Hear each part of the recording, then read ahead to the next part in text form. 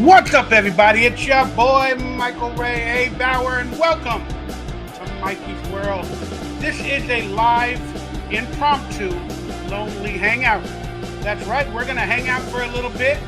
I'm going to update you. Maybe we'll go over some topics that I haven't been able or willing to talk about the past couple weeks while I've been on sabbatical, however you want to call it. But let's hang out, have a beautiful, blessed Friday. We got a new pope. Is that like Star Wars, a new hope? We'll talk about anything you guys want on today's show. Hangout. Might be a couple hours. Today's goal is $100 in general, whether it be through Cash App, Venmo, PayPal, or Super Chats, or wherever. I'm hoping you guys are able to support me because I need it. We're going to have a fire sale. Everything must go. Because I looked over my finances and I'm struggling again. I can never seem to get out of struggles. I try to get out of financial problems. But my health and all my bullshit and my lazy pulls me back in. More importantly, thank you guys for joining in today's show. That's right, it is a show. On screen, we got ways that you can support through Venmo, Cash App, PayPal, merch store. We got merchandise available. A lot of that stuff's going to be taken off the store starting probably Monday. I'll explain why at another date. But there are some items on there that are going to be taken off. You got to get them this weekend.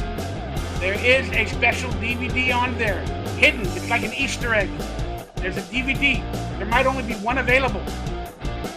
If you want to get it, you got to get it now. And some of the t-shirts are going to go bye-bye because I have to minimize my store. And I got to add some graphics and some more products. And I've been delaying, and I need money. Money. We all need money to pay the bills. And I don't want to do today's show talking about all my problems. I saved that for the anxiety files videos where you guys get all the bullshit and the crime. We're not going to do that today. But I am having a fire sale. Everything must go on the merchandise store. And there is a discount code, DonkeyLips for Predator, on the top of the screen. Everything must go. There are items that are going to be taken off the store in a couple of days. We're going to revamp everything. And I'm going to try again to be somewhat of a streamer, a YouTuber, an actor, an entertainer, or whatever the hell you might think I am. Because I got to pay some bills. I ain't dead yet. Fucking bitches. All right, you got all the ways to support your boy if you feel like doing it. I have my screen open. If you do it through there, and I will give you kudos and shout outs through Cash Apps and Venmos and all that other stuff. All right. Merchandise store as well. Please hit that thumbs up, that like, that subscribe button. Consider becoming a member of the channel for early and exclusive content. And there it is for now. Hopefully the thing on the bottom of the screen doesn't annoy you. But hey, we have to remind you that this is the way some of us make a living. It's not a good living. It's actually a shitty one. But we're going to do it. And I call it a show. Many people out there don't even do a show. They just get online and talk about other people. That's not a show. A show means you produced segments and you watched videos and you did a bunch of stuff and you had it in an order form. So, do I have a show today? I don't. It will end up being a show, but I don't have a show today. I just woke up a few hours ago, did my walk around the block. That's right, walk. Because I don't run, I'm fat. I did my walk around the block after a doctor's appointment yesterday with some good news. And I said, damn, you got to get online. You haven't live streamed in a while. You got to let the good people that support you know that you love them, you miss them, and you got to give them some of your bullshit, some of your so-called comedy, some of your nonsense. So, I bypassed my anxieties, and I got online, and I hope everything is running smooth. And I said, fuck it. Get online, say hello to the world, try to earn some money, but more importantly, try to live life. So that's what we're going to do today.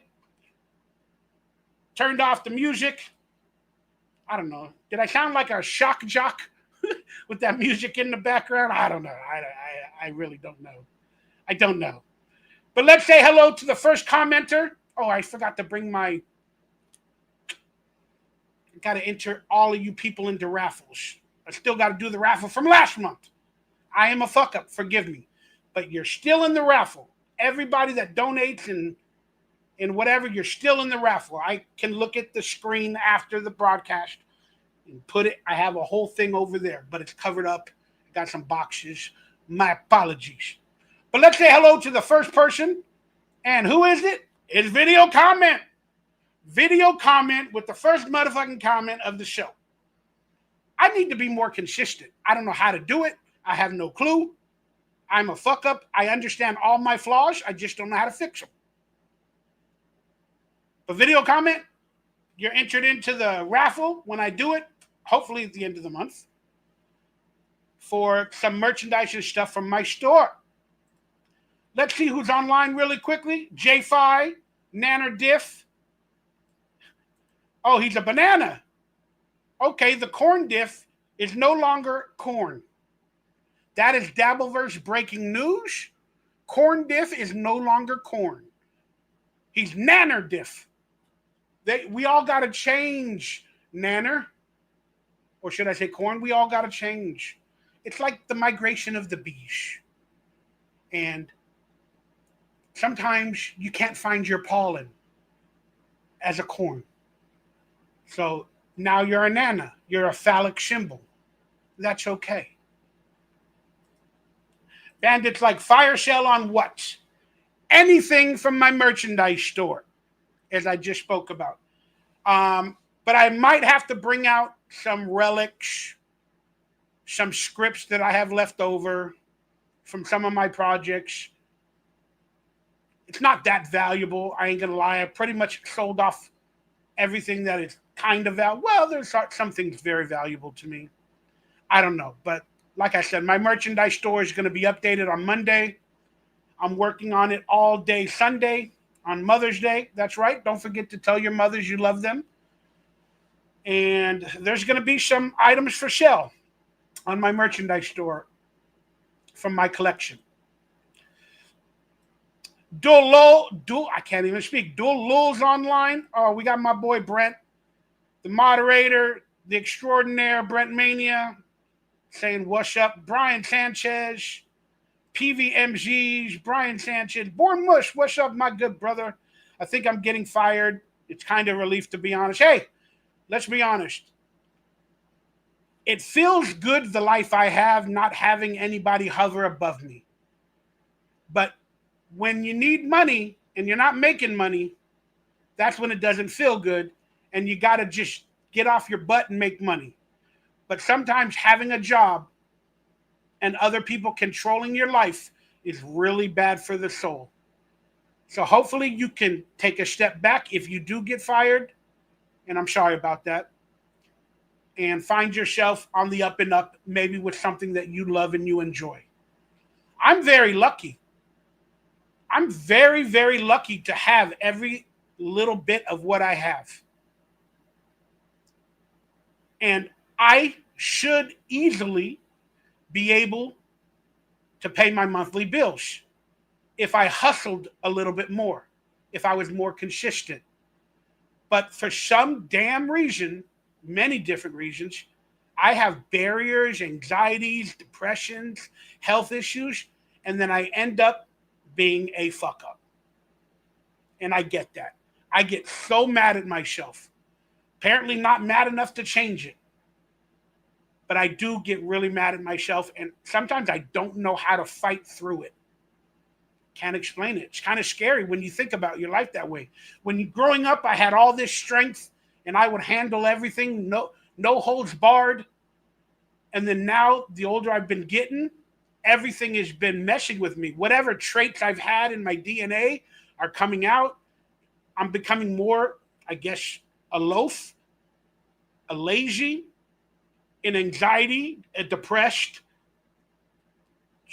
Wow. Wow. But I'm thankful every day I wake up, and with God's strength, we can get through everything and strive for another day. Brent said, cut myself shaving. This is my job, Herkimer. This is my job. Not a good job. It's my job. Roxy Star, how you doing, Roxy? I know you. Is that your YouTube name? I love it. I love it. I love it. What's the music playing? I don't know. It was something on StreamYard. Stupid Productions. You're probably Dan from the Stupid Podcast or whatever it's called. What's the podcast stupid? But turn the music off. There you go. I did. I'm sorry if it bothered you guys. I didn't know how loud it was. My apologies. What's up, Faith? How you doing? Me and Faith were just talking about the new Pope and some conspiracies with that. We're going to get into that in a little bit. Thank you for turning off the music. Yeah, I didn't know how loud it was. My apologies, everybody. My freaking apologies. What's up, Waver? Waver's online. Good to see y'all. Doom is online. If you guys didn't catch it, Doom and somebody called Gummy Chainsaw made me into a wrestling video. And I watched it live about a week ago. And then I think I put it to the public on Wednesday. And it's kind of cool to become a wrestling character. And the theme songs are interesting. They're fun. But there's always little hidden insults.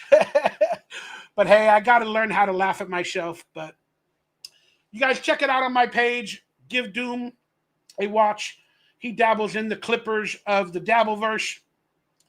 And every once in a while, I'll dabble into the Dabbleverse. But I got to stay away from that stuff for my health sometimes. Because it just seems like too much negativity. Everything is negative, and they don't do shows. They just talk about everybody else. And they watch what everybody else said, and then they talk about that. I don't know. That's not really a show to me. So start doing shows, Dabbleversers. An actual show. Produce a show. It would help. But hey, what am I doing today? Am I doing a show? Probably not really. Just answering questions and saying hello. Roxy said, yep. I know who you are. How you doing, beautiful? Waver said, you seem to handle trolls like it's old hat for you. Nah, not really. Trust me, everything stays in my head. What do I think of the Raiders draft class? I give it an A. I understand exactly what they did. They doubled down on positions of needs. So we drafted like 2 wide receivers, 2 quarterbacks, 2 defensive tackles, because those were big positions of need. We needed 2. We drafted 2 offensive linemen because that was a position of need. I like what they did. I really do. So if you get 1 out of the 2 to be a backup or if even a starter, you did well in the draft. That's my opinion. All right, for all these people, why don't you get a real job and trying to be assholes? I'm not going to answer your questions. Move along. I'm not the droid you're looking for. I've already answered it. This is a real job. It's not a good job, but it's a real job. So take your little bullshit, your judgment. Get on out of here. Make like a tree and get out of here.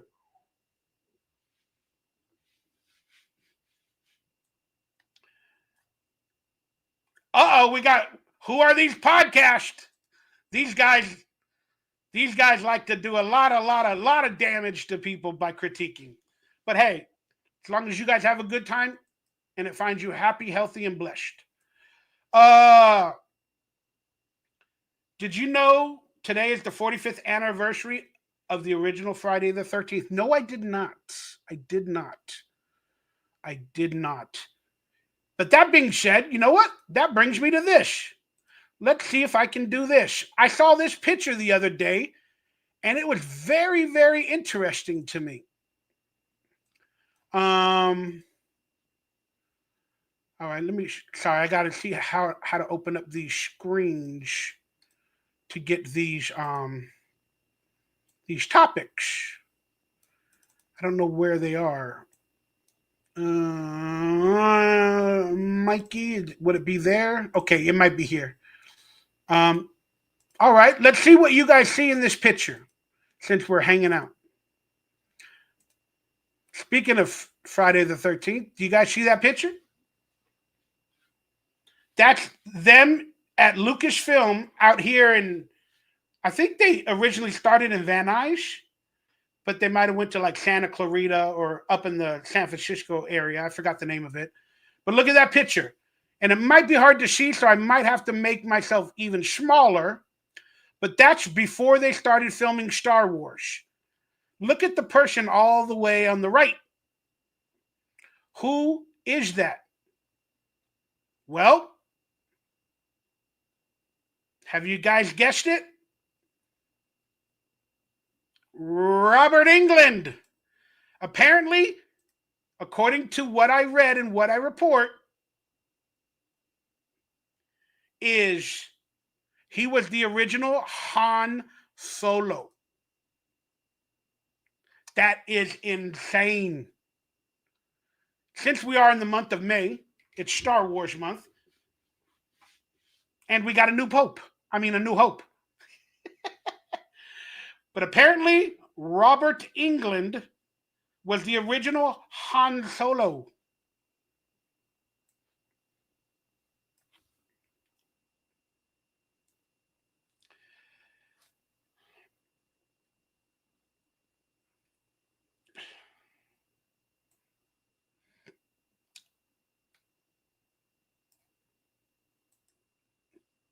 You want to send me $2,500? Go ahead and do it.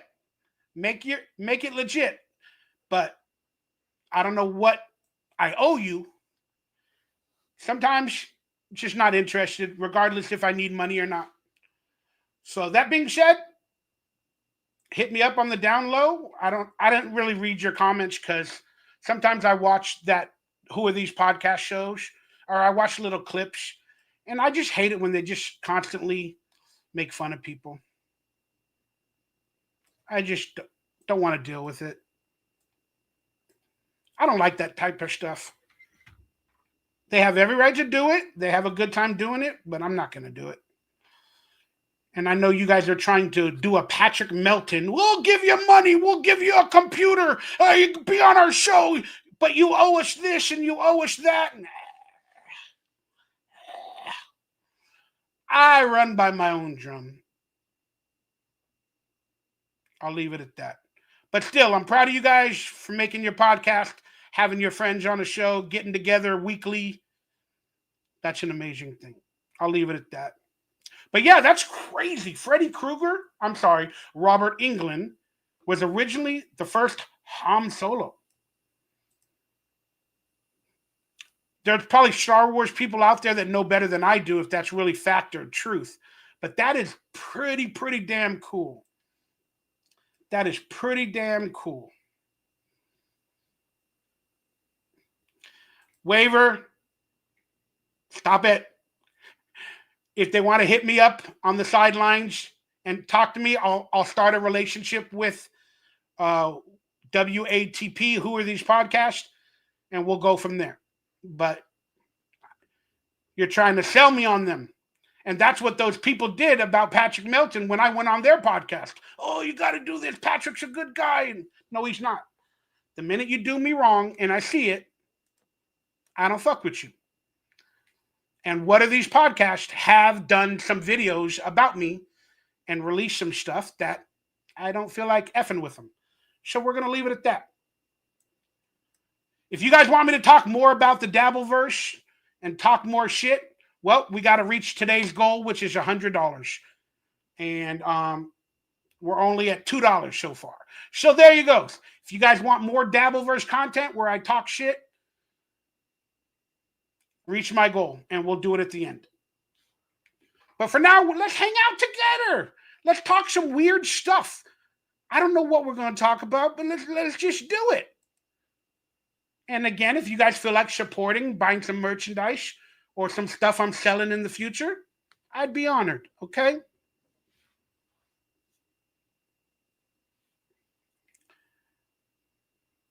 I never said I made an appearance on the Patrick Melton show. Stop trying to troll me with these idiot questions. I'm going to put you in timeout. I said they tried to get me on Patrick Melton's show in the guise of giving me money. All right, we're going to leave it at that. Bam. Timeout. Okay, I got to stop reading that stuff. I don't care. They talking about a Goonies 2. That's right. They are talking about a Goonies 2. And I'm not going to show your name because, I don't know, I'm afraid of with YouTube censorship.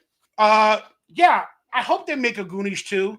So far, the cast hasn't been not scripted, but like casted, and there's no script, but Spielberg is apparently on top of it, and that looks really, really interesting to me, to be quite honest with you. So, I would be so happy if they did that. Speaking of movies, well, this is something that came along the other day since I was going through some memories and talking to some people from the past. But when I was in acting school with a lot of famous people at Diane Harden's Young Actor Space back in the days, the studio, we built a studio for like the night classes and for like the adults like over 17 or 18 to do classes at night, late into the evening till like 11 and stuff like that. And back in the days, a lot of us put in whatever little bit of money we had to build this acting studio right next door to the actual Diane Harden's Young Actor Space. They found a little space and we built it. And Patrick Day posted a picture of the studio the other day. They lost it right around the pandemic, but he posted this picture and it just flushed me with memories. It flushed me with so many memories, and I'm partial owner of it, even though it doesn't exist anymore.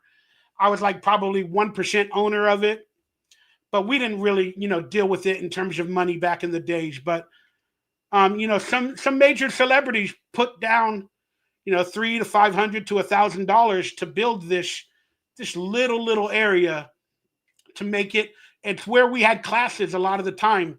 And this is the same area where Leonardo DiCaprio, we had a class when he was auditioning for the movie What's Eating Gilbert Grape. And that was where the actor sat. We would put on shows there sometimes. We'd put on little comedy and theater performances. The entrance is behind the stairs. And then up on the room on the left, that's where the electrical equipment was, where the producer would look and make music for the shows or whatever. Again, but that was like my home. That was like my home away from home. And Brent Mania, thank you for the PayPal donation. So appreciate you, brother. Appreciate you so much, man. And I'm going to send you something this next week. I got something good for you. I'll be talking to you about that online. But yeah, he posted this picture the other day, Patrick Day, and just made me so happy to see this. And then, I started talking to some people, and we had a class one day right after we built it. This was upgraded from what I remember a little bit. The seats were. It was a little bit more desolate with like metal chairs and stuff like that, like in the mid 90s when we first built it. But still, it's just really, really good to see because I know the layout, the stage is on this side, and it made me feel good. And then I started talking to some people when he posted this picture. And then I ended up coming across a video or two of me hanging out with Leo, Sarah Gilbert, and Toby Maguire, and before he was going to he was having a birthday, but long story short, we had a clash for Leo based off of What's Eating Gilbert Grape, where he had to play the handicapped character. So our teacher, Diane Arden, Patrick became the teacher years later, but he was in school there too as well. And Patrick Day, he's in What's that guy's movie that goes, "Hey Vern, hey Vern"? I can't remember his name, unfortunately. That actor that passed away. He's in one of those movies. I think he's Ernest. He played Ernest. Patrick Day's in the Ernest Goes to Camp movie. He's an actor as well. But it's just really, really cool to see, you know? Just really, really cool to see. And so when I got this picture, I started talking to some people, and then I ended up, because I've lost a lot of videos and photos from, you know, some people in my past, like acting classes and stuff like that. And by talking to some people after he released this photo, I came across a video of like Leo, Sarah Gilbert, and Toby at a birthday party at Ty's house, this guy named Ty. And so I just wanted to show that that video, and I wanted to show this picture because it meant a lot to me to relive my past. Let me see if I can put that video. And Leo is probably involved in the Diddy case and all that other stuff. I mean, I don't know that person that well nowadays, but still. Let me see if I can find it. The video that I was sent.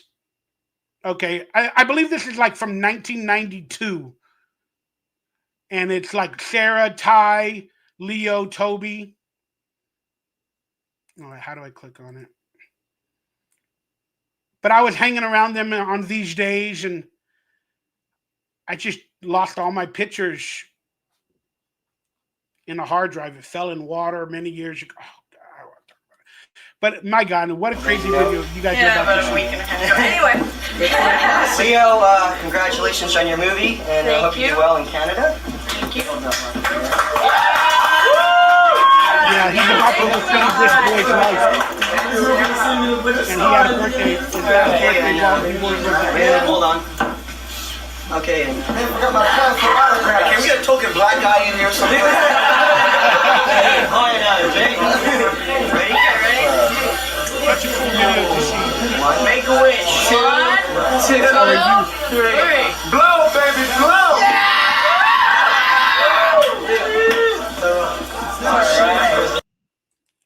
So yeah, it just, when I saw that video, it just brought back so many memories, and I just thought it was something cool to see. But they all went their different ways. Sarah Gilbert became, I think she was officially, she fell in love with women, and I don't know. But hey, I just thought it was interesting, y'all. All right, let me get to the comment. I know they're trying to do promotion. So there it is. No, I am not interested in watching anything from those people. It's just going to be a bunch of dudes in a hotel room talking shit about everybody else, avoiding their own problems and their own realities, when realizing they're just as much of a loser themselves as the people they make fun of. Thank you for the $2, Poncho Pilot. Appreciate that. All right. Idiotic questions. So yeah, I don't know, man. Just memories come back to me so much. I think once you hit 50 years of age, or the older you get, it's like the Goldberg song. Remember the TV show, The Goldbergs? Something, I'm twisted up inside and I need to say, I don't know the future, but the past keeps getting clearer every day. And that is so truthful. I don't know what the future holds. I don't even know how longer I'll be alive.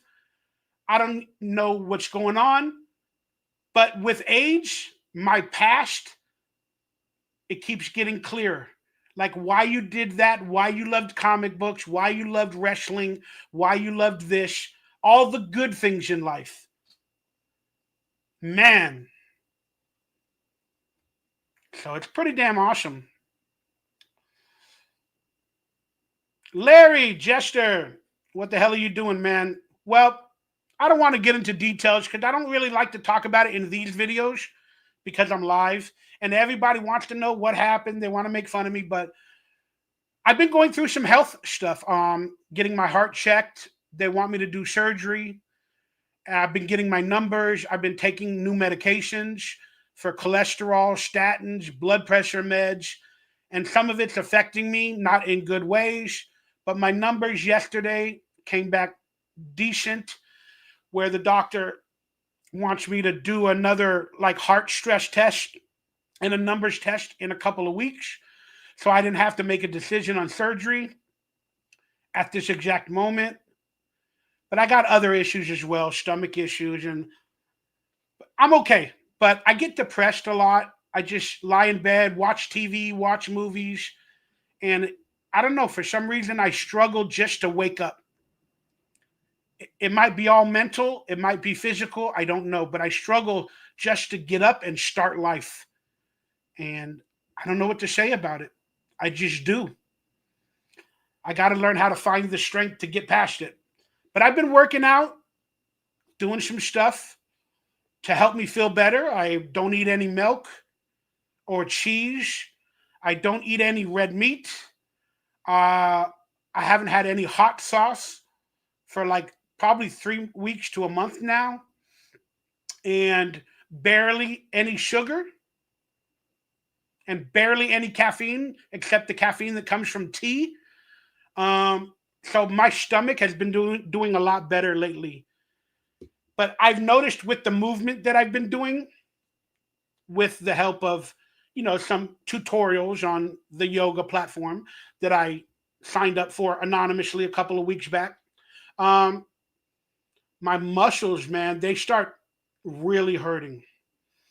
And I get chest pains a lot. Not from the heart, but like from the muscles and everything. And they spasm all night. They spasm all night. So I have to take off because I'm not used to doing it every day. And my muscles were not prepared for that type of movement. So I'm struggling a little bit in the muscle areas. And I didn't want to get on pain pills. So I'm doing okay, though. Today's a good day, and that's all we could hope for. I cannot live without my mom. There you go, man. Tell her Happy Mother's Day.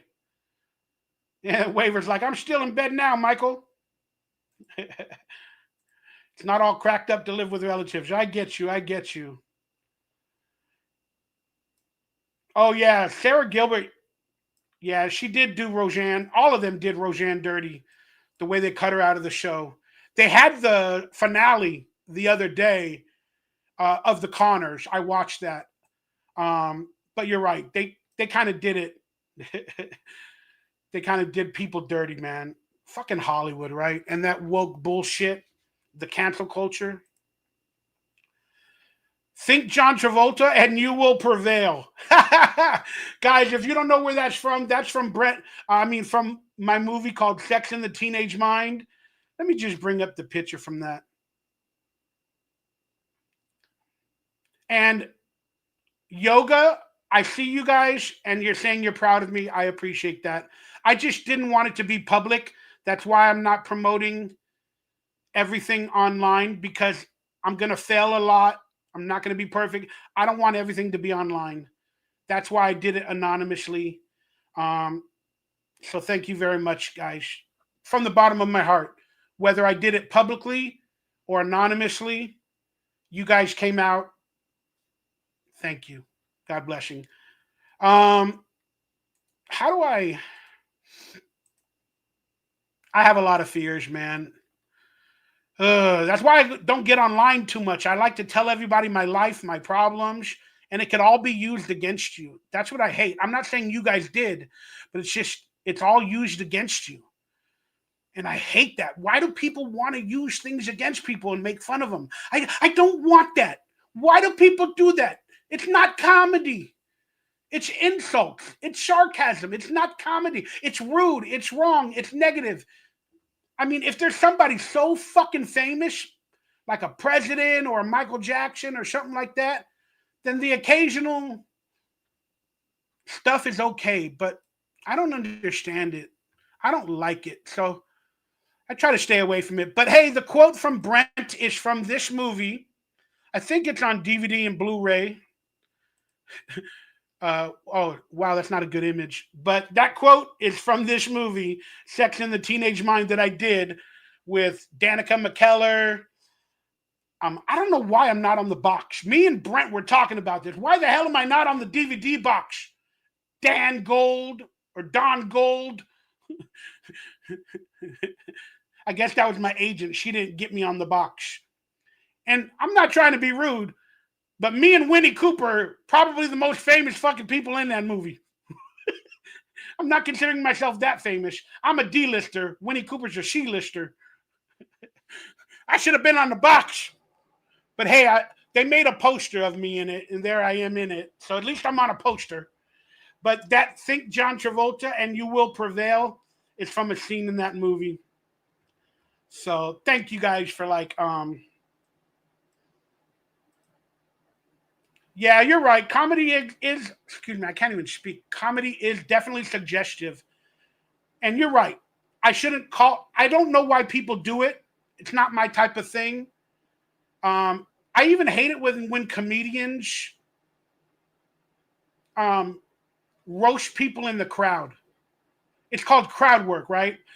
I don't like that because a comedian didn't write good enough material to make fun or do comedy on other subjects that they now have to pick a person in the audience and look at them, make fun of their girlfriend, make fun of how they're dressed, or make fun of how they look or they speak or whatever. That to me, I just wasn't born that way. Wanting to do that to people. I get it. It's a thing. But it's not the way I was born. True comedy comes from situations and real life experience. You know, not only making fun of people or bad words or sex jokes. Like I hated Def Comedy Jam.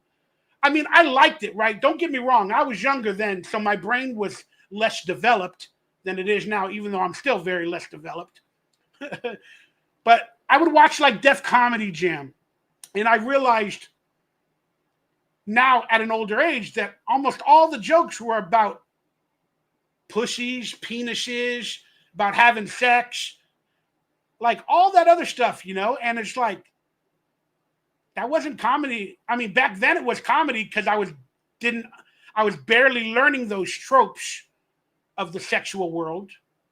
But now as an adult, I'm like, damn, they could have came up with more creative stuff. Even political humor. I don't like it that much, but they could have came up with more creative stuff.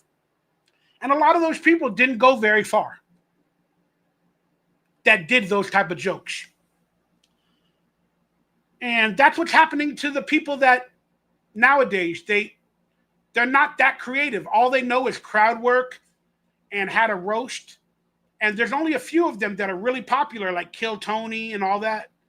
They understand how to put up with it. They understand how to not take it seriously. A lot of those people understand that. I don't. I take everything seriously. I don't think it's my type of humor. I don't know. That's just me. But you're right. Comedy is subjective, and Stupid Productions said it's called commentary. So I'll give you that. I'll give you that. Everybody deserves to do it. But if I don't like it, I make a choice and I try to stay away. I try to stay away. People have bad intentions. Sometimes they want it. They have bad intentions. We'll just leave it at that. But yeah, this movie was a good time to film. This movie was like I think it was like a $1.5 million budget. Might have even been $1 million. Oh, I forgot to upload damn it, I was supposed to upload the auditions from the house on my YouTube channel for members only. Let me write that down. Upload Sex in the Teenage Mind audition for members. There you go. Become a member. You'll get that video in a little bit. Sex audition. That sounded funny. Sex audition.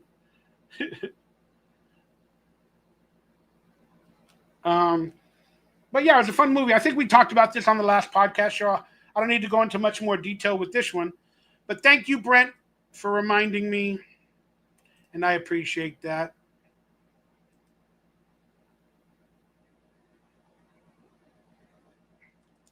Slash Trash Network with Alex Vanover. That's a good plug for your show. I love it, dude. Ripping people as your main source of content or videos is like carrot top prop comedy shit. That's right. You know what? Whether that's good or bad, it's all subjective. But it seems like they don't got anything else in the tank. I don't have a lot in the tank. That's why I'm not able to do much. But I guarantee you that, like, if I wanted to do comedy, I would write jokes or do situational comedy or roast myself before others can roast me. You know, I don't feel the need to people that paid $10, $15 on a 2-drink or 4-drink minimum. I don't feel the need to make fun of them. And I don't think they pay to be made fun of. I think I was watching a video of a comic on the Chrissy Mayer show the other day with, they showed a clip of a comedian. I think her name was Natalie something, where she started to roast or talk to the audience. And she said, "Oh, is that your girlfriend? Oh, I can't believe she's with you," or something. Then the audience member said, "Oh, you're going to try and roast me? I can roast you too." And she goes, "Oh, you can roast me?" She goes, "I'm not here to roast you. I'm just here to tell jokes or whatever."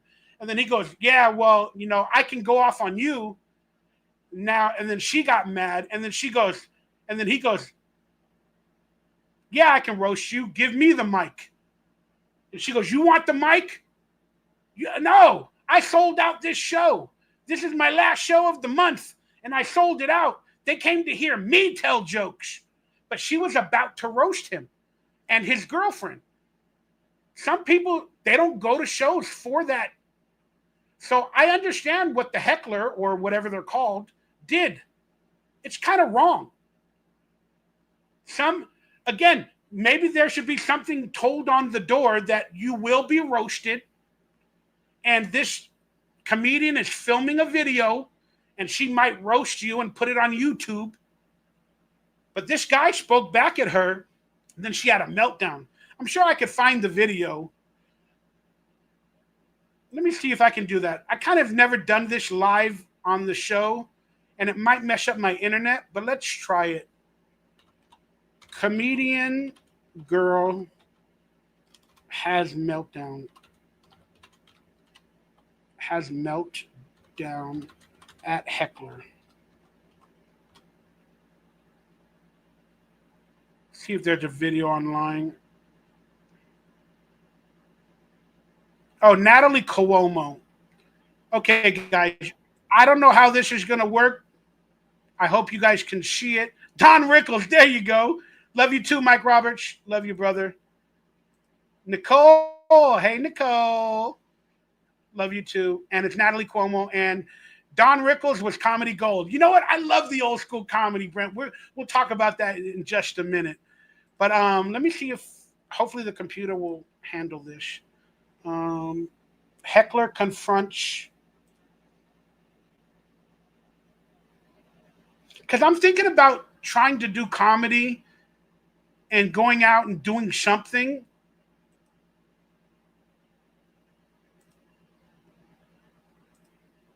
See, my internet's going out now a little bit. My apologies if the show gets messed up.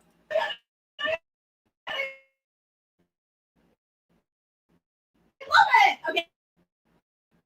Okay, wait. What made you want to ask him?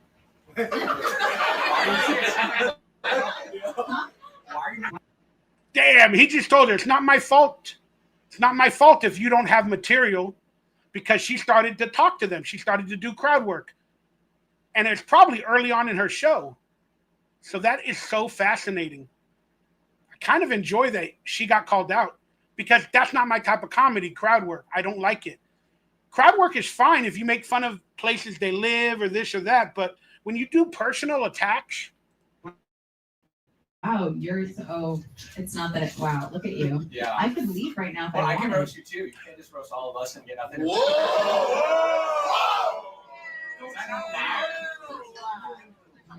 I see. So you were afraid because, like, you felt like I was saying your I can take the mic.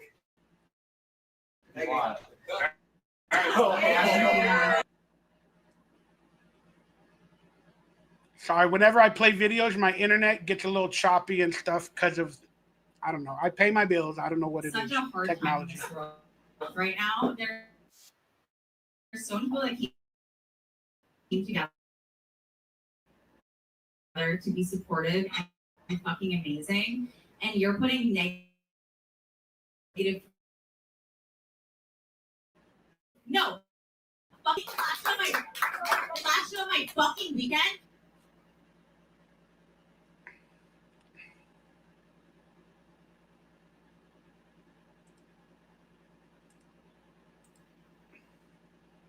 So there it is.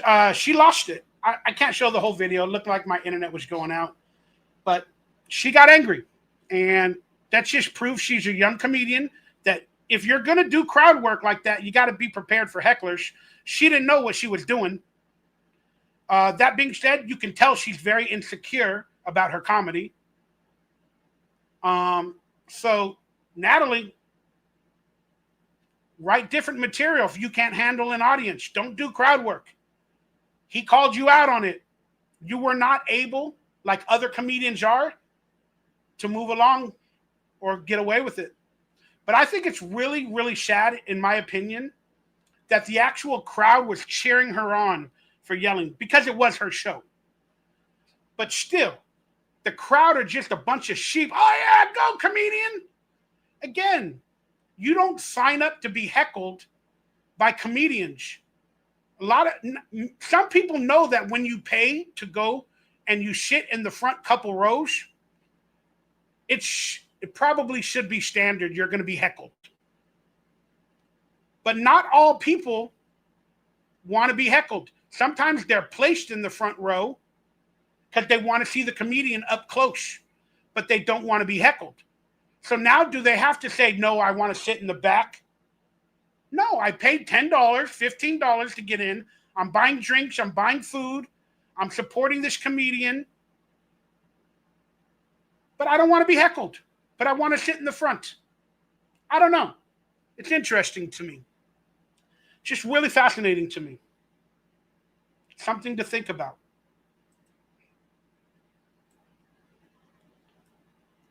Collector's Conquest, hooking a brother up. Michael stopping by on my lunch break to say hello. Thank you very much, Collector's Conquest. We need to do a video together. I want to pick your brain. Oh, he's got a YouTube channel. Go check him out. But I want to pick your brain with the things you collect and the items you collect for your retro nostalgia. I want to pick your brain. I want to pick your brain. And you're right. Some comedians have made a career roasting the audience, and they do a good job. And with those comedians, they're so popular that you know you're going to be roasted, so you're prepared before you go into it. But there are scenarios, as we just spoke about, where, in my mind, you know, the heckler had a good point for him. But there are also... Nowadays, there's viral videos they make with hecklers.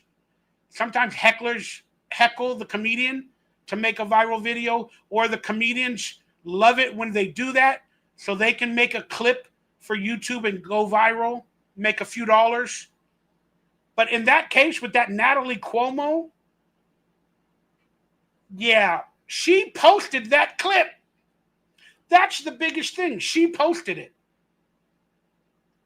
She thought she owned the heckler by yelling because the audience was cheering her on. Yeah, you go, girl. It's your show. Yeah. Tell them what's...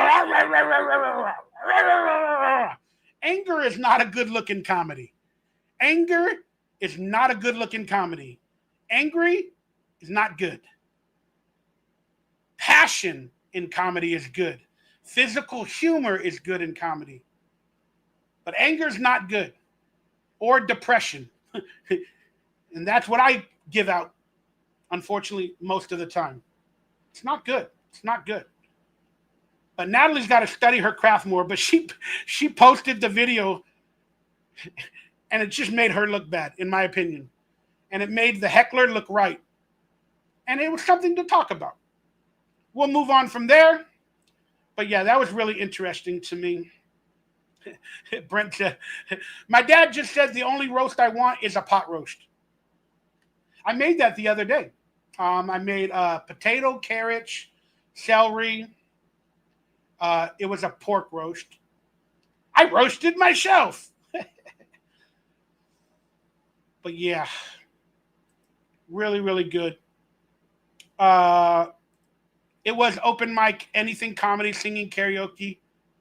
Oh, so you know that for sure? It was open mic night for that girl, Natalie? Thank you for letting me know.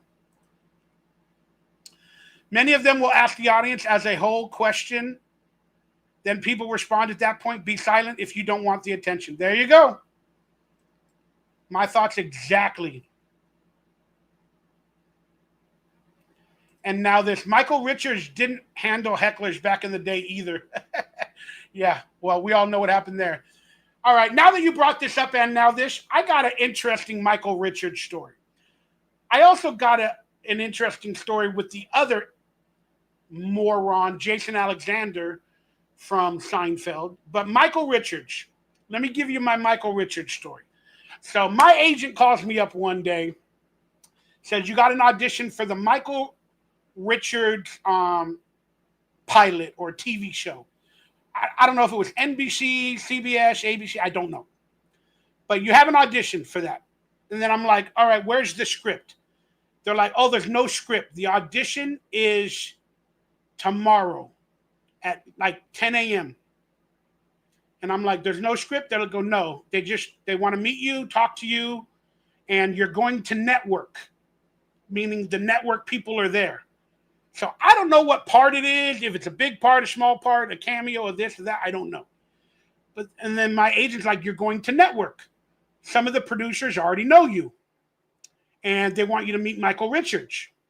And then they're going to give you the part at the end of that audition. Or they're either going to give you the part or at the end of that audition later that day or not. Like, we're going to find out that day if whatever part they're giving me. I don't know what it was for. But they want me to go in with nothing in my mind to improv and talk to Michael Richards. Okay, so that's like a comedy thing.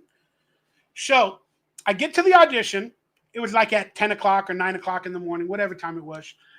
And then the casting director comes out, Michael, we're just waiting on another actor. And I go, another actor? Like Michael Richards or somebody? She goes, no, they're all in the room. They're all, waiting. They go, we're just waiting on another actor that's coming in. I'm like, okay. Now it's 10:30. They kept apologizing. Michael, could you just wait a few more minutes or whatever? And I'm like, well, why can't I just go in? Maybe this other actor will come after I do the audition. Let me just go in and get my stuff finished. It might have been 10:20 now. And I'm like, let me just do my stuff, and then you guys can figure out what you want from there. Sometimes it's good to be first at an audition, and sometimes it's actually good to be last. So I'm assuming if we're waiting for one other actor, that other actor is my competition. It's another comedic actor or somebody, another fat actor, to improv with Michael Richards in that audition room. So they said, oh, they're on their way up. They're just downstairs or they're on their way up. I'm like, okay, cool. So then all of a sudden, Vern Troyer walks in. That's right. Vern Troyer, if you don't know him, he's the midget, that played Mini-Me. A little person, excuse me, that played Mini-Me. And he's a little bit of a celebrity. So now when he walked in, I was like, oh, like he's a celebrity. So they were waiting on him. He probably asked to be first. Because sometimes as an actor, you want to go first. Because the producers and writers' energy is very good. But then after 10 auditions of the same act or same type of, acting or saying the same lines, they get bored and they get tired. Yeah, nice to meet you. Okay. So sometimes it's good to be first. So maybe Vern Troyer's people said, oh, he has to be first. I don't know. So he comes up. They gave him a few minutes in the lobby. He drank some water. And then they finally brought him in to meet the producers and the network and whoever else was there. So he goes in. And then, 10, 15 minutes later, he comes out. He points at me. All right. And then the casting director came out and said, Michael, they'll be ready with you in a couple of minutes. No problem. They just want to talk about Vern Troyer, I guess. I go, no problem. I go, are there any other actors coming that I need to wait for? She goes, no. It's just you and the actor or Vern that just left. I'm like, okay. So now I know the part is going to be given to Vern Troyer or me. So now they finally bring me in the room. And right when I walk in the room, there's like 7 people. And I go, all right, guys, it's either the fat guy or the midget. What type of comedy you looking for? I said that. That was my first words. It's either the fat guy or the midget. What type of comedy do you want? It doesn't matter what I improv. The network is there. They busted up laughing, but they didn't want to because, again, that would be making fun of the term midget or whatever. So we did our improvs, talked to Michael Richards. We did some jokes. We pretended to go to a movie theater, watching the movie. And then at the end, I said, again, it's between the midget or the fat guy. Choose wisely. I didn't get the part. I didn't get it. I don't know what happened. I don't even know if the show ever aired. I don't know what happened, but I didn't get that part. But sometimes in auditions, stuff like that can get you a job, being different, being unique. Sometimes it can burn bridges and affect you in a lot of ways. But unequivocally, that's who I am. That's who I am. Just to spitball off of that story, let me get the comments on screen so hopefully I can see them. I had an audition for a commercial with Jason Alexander. I didn't know he was in it at the moment, but I had an audition for this commercial, right? They had me in the lobby. It was for like a Visa or MasterCard commercial. And they had me like in the lobby. Dude, a lot of actors. It was for a director named Kinka Usher. He ended up directing Mystery Men. He was a fan of Nickelodeon, and Kel Mitchell was in that movie of Mystery Men, and it was being directed by Kinka Usher. He was a big commercial music video director back in the days, and then he made Mystery Men, and he was still doing commercials. So I got the audition. I'm waiting in the lobby, like it's probably 1 o'clock. I probably woke up at 10 or 11 because I always wake up late. Drove down there, haven't had any breakfast, lunch, anything. Now it's like I'm there at 1 o'clock, and then they don't even get to see me till like 2:33. Sometimes you go to these things, and they have you waiting. You're just around all these other actors. They're doing all these other auditions, and you're just like this. It's a long fucking day, even for the producers and directors. And if they keep actors, sometimes more than like 3 hours, they have to pay you. So we were getting close to me being there for like 2.5 hours where they would have to pay actors that are still there waiting. I guess, the producers and all that, they went to lunch. They did whatever they did. But when I finally got in the room to do my audition for this commercial, they had what is it called? Not a smorgasbord plate, but a plate with like the crackers, the cheese, the ham, the fruits, the grapes, the this. What is it called? Not a smorgasbord. Croquet? I don't know. But so I immediately walked in, and then I just went, and they were sitting at like couches, and they had that food thing right there in the middle. I immediately went to it. I said, what the fuck is your guys' problems? I go, you have fat men walking from a parking garage that's 3 miles away, only to walk that far, almost have a heart attack, not having lunch or breakfast. Then I got to wait in this waiting room, and it's hot. There's no air conditioning. And then I've had no food. I go, you do this to people? And all while I'm saying this, I'm eating the charcuterie. Thank you, Brett Mania. Charcuterie board. I'm eating their food right in front of them. Like, you motherfuckers. I literally sat there for 5 minutes, and then Kinka and the other people were just the goal of this motherfucker. Come on, man. Come on, man. We don't make any money until we get the job. We got to pay for parking. We get parking tickets. We got to walk far. We got to drive in freeways. All this to audition for you. Then you make us wait. We got no money for food. Fuck that. I'm eating this shit off the charcuterie board. So then, honestly, about probably 3 minutes later, after I had some good ham slices, some turkey slices with a little bit of cheese, prosciutto, whatever the fuck they had up there, some pepper jack, I handled that shit. I literally had, what was that old snack that I used to eat that would come with cheese and crackers? Lunchables. But it didn't have that, peppered mayo. They didn't have any of that peppered mayo that came in Lunchables. So then I'm pretty much done. And then Kinka says, are you done? I go, well, is there still food on the charcuterie board? He goes, yeah. Then I'm not done, Kinka. I got to get my money's worth. I didn't know his name at the time. But I'm like, I got to get my money's worth. I'm not done. And then he goes, you got the job, kid.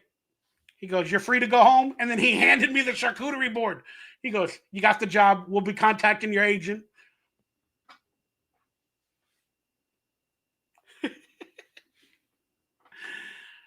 All right. So then I went to the set. And then Jason Alexander was the star of that commercial. And me and Jason Alexander had a previous encounter on the pilot for his show, the Jason Alexander Show, where I wasn't hired and I was more famous. We did a network test for the Jason Alexander Show. I played his son. It was a family network sitcom comedy, and we did an in-house pilot. That means you perform it on the set in front of the network and all these other people, and sometimes they have different actors do it. So they had a couple of actors to play his son, and I was one of them. So we did the network pilot for the Jason Alexander show, and we performed it. We rehearsed it for like 4 days before that, and they would work with all the actors. So then they filmed the pilot with my version, meaning the scenes I was in with him. Then they put out another actor, and they did the scene again with another actor, but they filmed it all, right? They had an audience and everything, and they did it a couple of times with different actors, only for that part. It wasn't any other part that I knew of. It was the part to play his son. They had 3 actors, me and 2 other guys. So they filmed it all. And then the network feedback that my agent got, and I'm sorry, I'm avoiding your comments. My apologies. When I start telling stories, it's all I got. It's all I have in life. It's my stories. My stories and your love and your support. So then the network watched the videos, and they were having to make a decision on who was going to play Jason Alexander's son. And I was the only, no, the other guy was a little bit chubby, and one guy was really skinny. And he played it like a stoner. Then there was another guy that was a little bit chubby like me, and he kind of just played it like a nerd, like a loaf. But I played it like a Chris Farley, like an energetic fool, which is what I always try to do.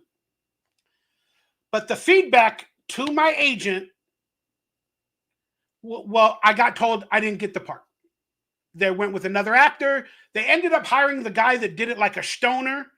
He was in the Dell commercials back in the days. Dude, you're getting a Dell.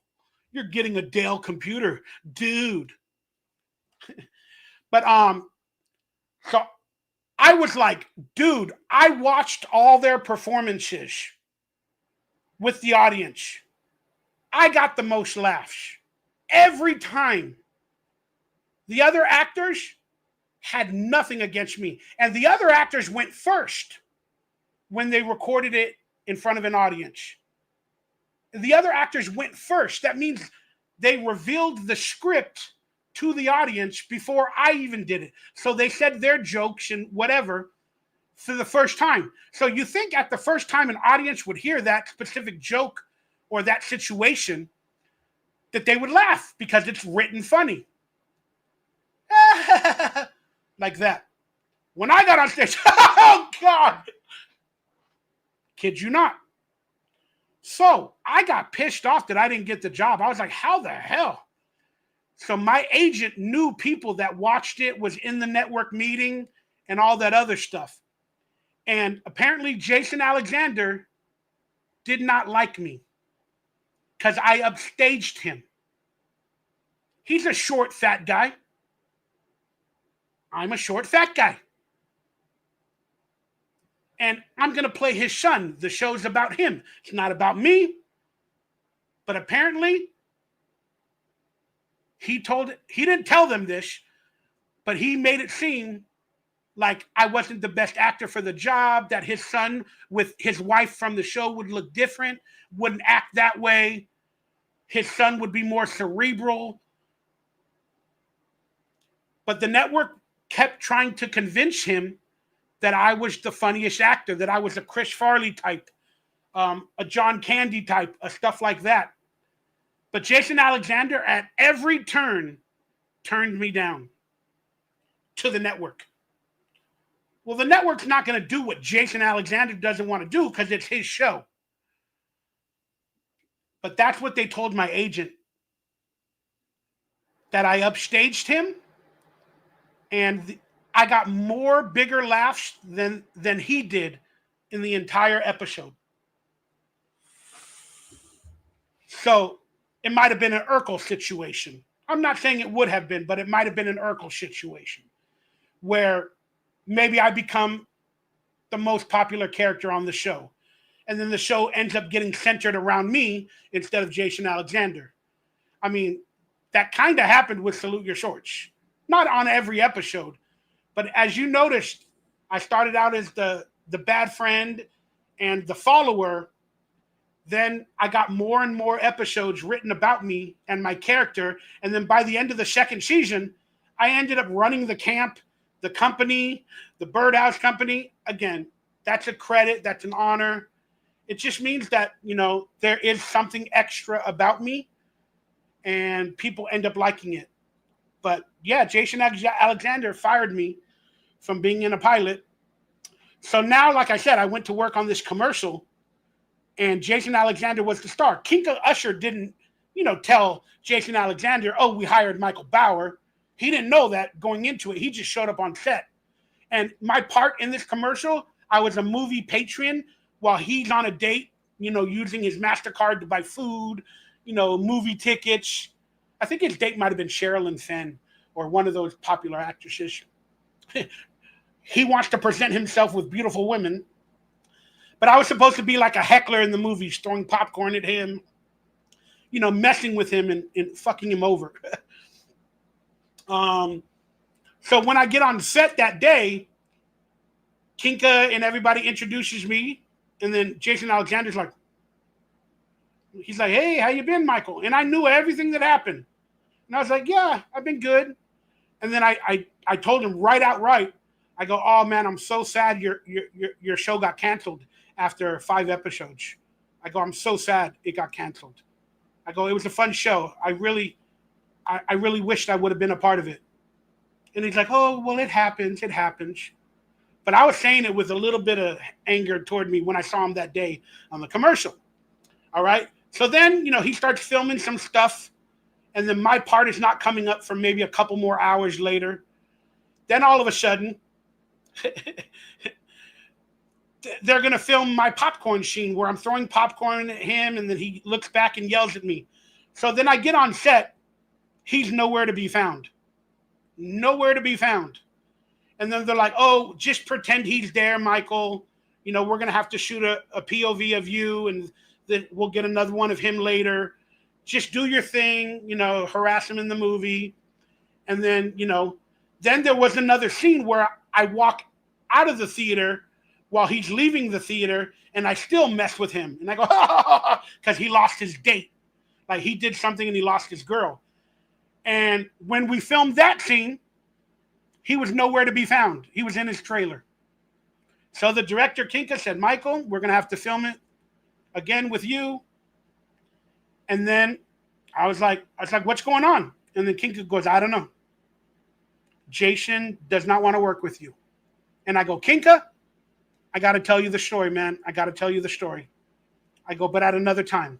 Because Kinka, the director, was telling me he's a big fan of Nickelodeon, and you can't do that on television, and that's why he hired Kel Mitchell. He didn't know I was an actor, or he didn't know that he could hire me. You know, he would have loved to have me audition for Mystery Man or some of his other projects. And I go, I'll tell you later, man. So we exchanged numbers. So we filmed my part. Then the commercial came out, and I'm cut out. I am cut out. There's one shot of me, like in the back, eating popcorn.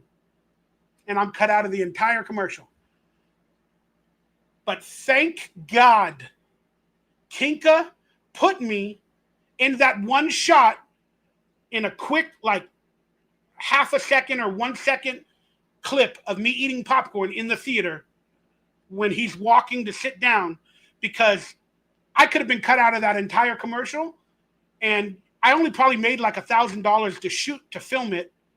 But if I was cut out of that commercial completely, that's a loss of anywhere between $5,000 to $30,000, depending on how much you get paid. But Kinka put me in the commercial in that shot of eating popcorn so I can get paid. And I probably made $6,000, $7,000. It didn't air that long. It only aired for 2 or 3 months. But still, that's what Jason Alexander did to me. And that's my Jason Alexander story. Hope you guys understood it. All right, guys. Sorry, man. I cut out on all the comments, man. Once I get into stories, I start telling stories, y'all. And I appreciate you guys for putting that up with that. Larry Quarterwich, thank you, man. Love your stories. And Waiver, of course, has to do with the low-hanging fruit of the, you know, voice humor. Waiver has to do the lisp humor, the low-hanging fruit, the personal attacks. Just like Waiver. Brandon Lee, dude, what's up, my brother? I just watched a story about The Crow with the rest in peace Brandon Lee. About the gun and the shooting. Like, that was really interesting. I just watched a documentary about that. I think it was a documentary about the soundtrack for Crow.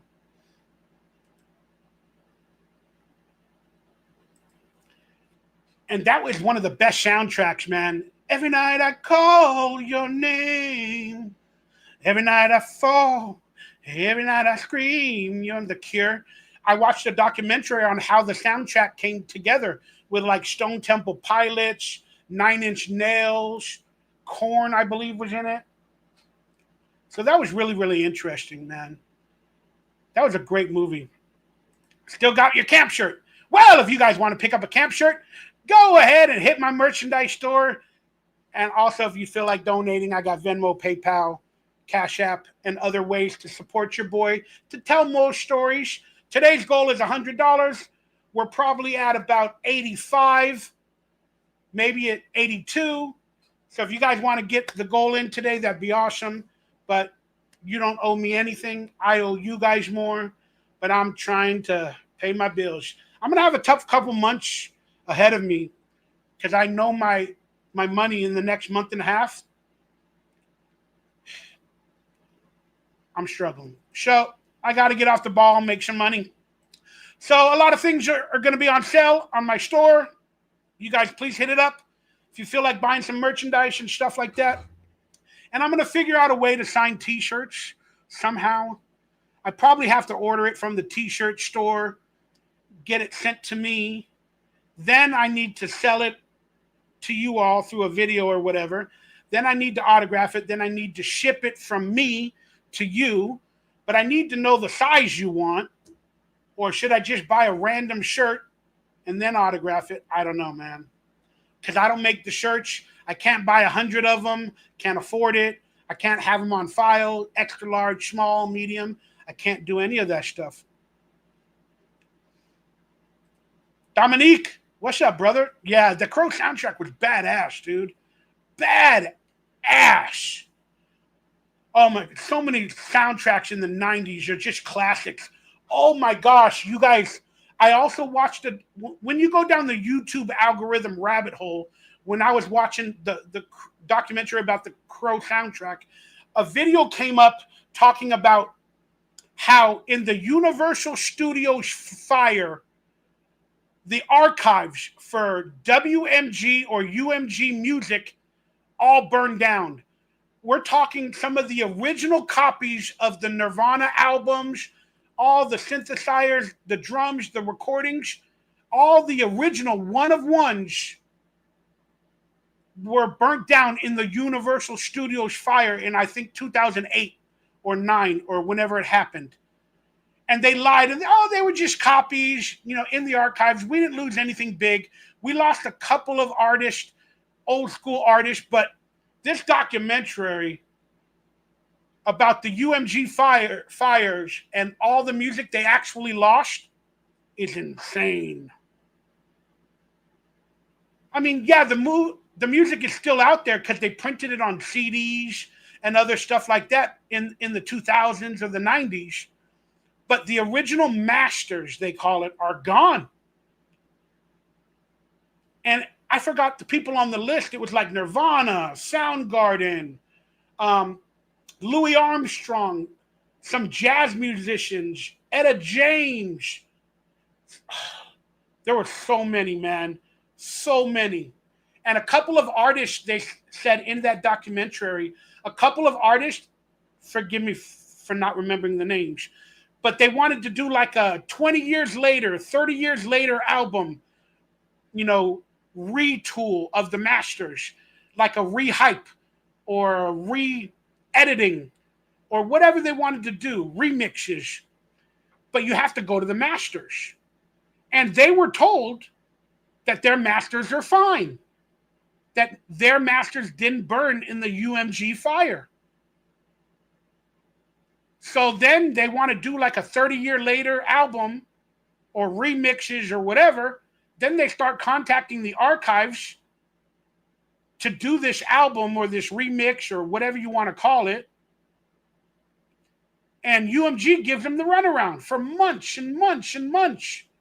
Oh, no, well, we can't give it to you right now because it's in another warehouse. And they kept doing that to like 2 or 3 artists. And then the artists realized their masters are gone. If Universal Music has their masters, they would have gave it to them because they're going to make more money off of this re-edit, retool, whatever they want to call it, 30-year later anniversary edition. So then they started to sue UMG to get the real information.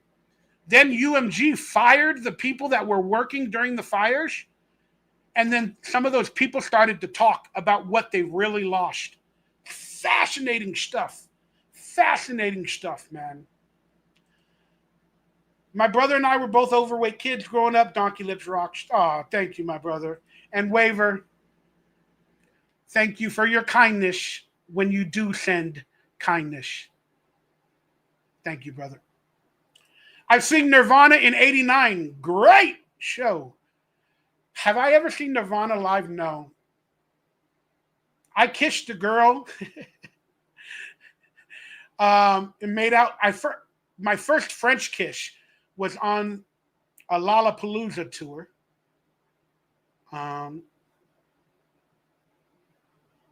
Well, I made out with Stacey Ferguson when we were younger on the set of Kids Incorporated playing Spin the Bottle. And that's Fergalicious. But it wasn't really French kissing. And Melissa Joan Hart, we just hung out and hold hands. But yeah, I went to, I think it was Lollapalooza 92, 91 and 92. damn, who were the headliners? Oh my gosh. Rage Against the Machine. F you, I won't do what you tell me. F you, I won't do what you tell me. Don't defy or justify. Wherever we're bad, we're taking Charles to right. Tommy the Cat was his name. And I say onto the hey baby, do you want to lay down with me? Hey baby, do you want to lay down by my side? Hey baby, do you want to lay down with me? Hey baby, hey baby, hey baby, do you want to lay down with me? Hey baby, do you want to lay down by my side? Hey baby, do you want to lay down with me? Hey baby, hey baby. Primish was one of the other acts. And I saw Pearl Jam in Indio before it was called Coachella. I saw Pearl Jam in Indio. I have a story about that. My green Doc Martin, ended up hitting Eddie Vedder in the face, and I was walking around with one Doc Martin. Some cool as fuck memories, man. If you guys want to know that story, let me know. Stay golden, pony boy. Is that from the movie? Demarish, what was your impression of Brian Peck? I don't know. Now looking back, very weird. I said it in a video when I talked about Quiet on the Set. I mean, like I said, growing up or doing the movie and hanging out with Brian Peck seemed like a cool dude. But now looking back, woo, kids are vulnerable, man. Kids are vulnerable to hanging out with cool people. I always make the joke, thank God I was fat and ugly.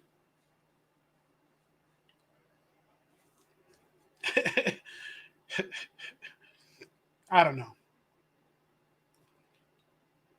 Primish, yeah. Primish rules.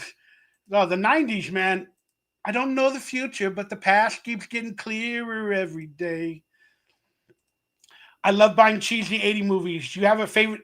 Dude, I've been going down the YouTube rabbit hole, and there's some amazing content creators that they review movies that people don't even know about. You know, like Billie Jean, The Legend of Billie Jean is one of my favorite 80s cheesy movies, and stuff like that. Underrated classics. I think there was one called The Joy of Sex. It's like a Porky's, but with women. I've been starting to go down the rabbit hole of a lot of those movies I watched, you know, late at night on TNT or whatever, cable stations, Showtime, or sometimes during the day on Channel 5, like with the Addams Family, the marathons and all that. I just keep realizing I want to be younger and go back to those days again, because this time we'll appreciate it more. Our health. I keep wanting to go back to those days, man. Coachella sounded like a cool time always. Yeah, it wasn't called Coachella when, I think it was 1 or 2 years before it became Coachella when I saw Pearl Jam.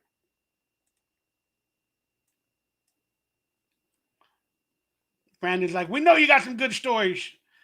I do, because it sounds stupid. Maybe when you're growing up, you know, those situations happened. Maybe I embellish a little bit of my older age, but the core concepts of the story are 100% factual. And I have a lot of passion when I tell them, you know, so it makes it seem cooler or bigger than it probably was. But when you get older, man, and all you have is your experiences, you become like, remember back in the days, old people used to always want to talk our heads off and tell us their stories. And we're like, I want to go do this. I want to go do that. I get it. That's all we want to do. That's all we can do nowadays is relive our experiences and tell it to the youth. And hopefully they like it, they want to hear it, and they understand.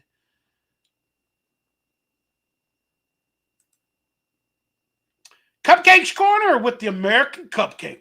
That's a cool freaking name, dude. Is that a podcast, Cupcake? I got to check it out. It'd be interesting. Those who died are justified. Wearing the badge and your clothes are... Oh, you're giving me the lyrics. All right. Let's go. Those who die are justified wearing the badge and your clothes are white. That song is implying that most police officers belong to the KKK. Okay, yeah, the meaning of songs, not that I know all of them, but you're right. They'd be really interesting to get into. The only thing that I'm having trouble with Rage Against the Machine nowadays is because I knew they were like, I was getting into punk music back in the days, Dead Kennedys I was listening to with my music video director friend, Frank Boren. He's one of the biggest music video directors out there. But we would hang out in a Jeep Wrangler, kind of exactly the same that O.J. Simpson had when he bought his first car. And we'd be listening to like Dead Kennedys. We'd go to like, he had a band, like his home brand, and we would do the moshing. We'd listen to Dead Kennedys. There's a holiday in Cambodia. I saw the Ramones at their final show. I think it was called the Palladium. I saw their final show of the Ramones at the Palladium. They were all older now, but I saw that live. That was awesome. What a night. So I had some really good experiences back in the days of listening to music. And oh, dude, I don't know why, but because we talked about Leonardo DiCaprio and Toby earlier, I was also watching a documentary about River Phoenix in the Viper Room when he passed away. And I saw video footage of like the police and the ambulance outside of the Viper Room, like in like 97, whenever it was, 95, 96. And then I saw video footage of like news reporters or whatever on the scene. Toby and Leo are hanging out in the crowd. I guess they went to that performance that night with a lot of actors, the night that River Phoenix passed away. So I'm assuming Leonardo and Toby went to that Viper Room that night. So it was just insane because we were in acting classes on most nights back in the days when that happened. And I know they always wanted to go out, whether it was to Don's Plum, the restaurant that would let them drink, that they made a movie about Don's Plum. That became a whole mess in itself. But they would always want to go out. There was like cafes. We would hang out at Jerry's Deli right next to the bowling alley. We'd play video games at the bowling alley. NBA Jam. He would always play the Lakers. Leo would. Brittany was there a lot too. Rest in peace, Brittany. Oh my God. My memory just... But I saw Leo and Toby in this video footage outside of the Viper Room. So I guess Leo was networking and Toby were networking. Man, that's what you have to do in Hollywood. You have to go out all the time, meet all these famous people, and be around them. So then when you finally get a movie and you're starring in a movie, that all these celebrities already know of you because they've seen you at the Viper Room or the this room or the that room. I just went home. Most of the time, I just went home. You know, I was taking care of my family a little bit and stuff like that. And I just went home, you know. But I did have adventures with a lot of people. And we just had the anniversary of Jonathan Brandish's death. Somebody posted that the other day. Ugh. But thank you. But okay, back to my story. Sorry. Stay focused, Mike. Rage Against the Machine, during the pandemic, I know they're against the machine, right? They're called Rage Against the Machine for a reason. And they were doing vaccine commercials. Take the jab. If you want to protect society, do it. Literally, Rage Against the Machine infomercials for that stuff. I'm fucking done with Rage Against the Machine. That makes no sense to me. They were against racism and this and that and everything back in the days, but now they're pro-government? Mandated serums in your arms? Look it up. Rage Against the Machine made infomercials about that.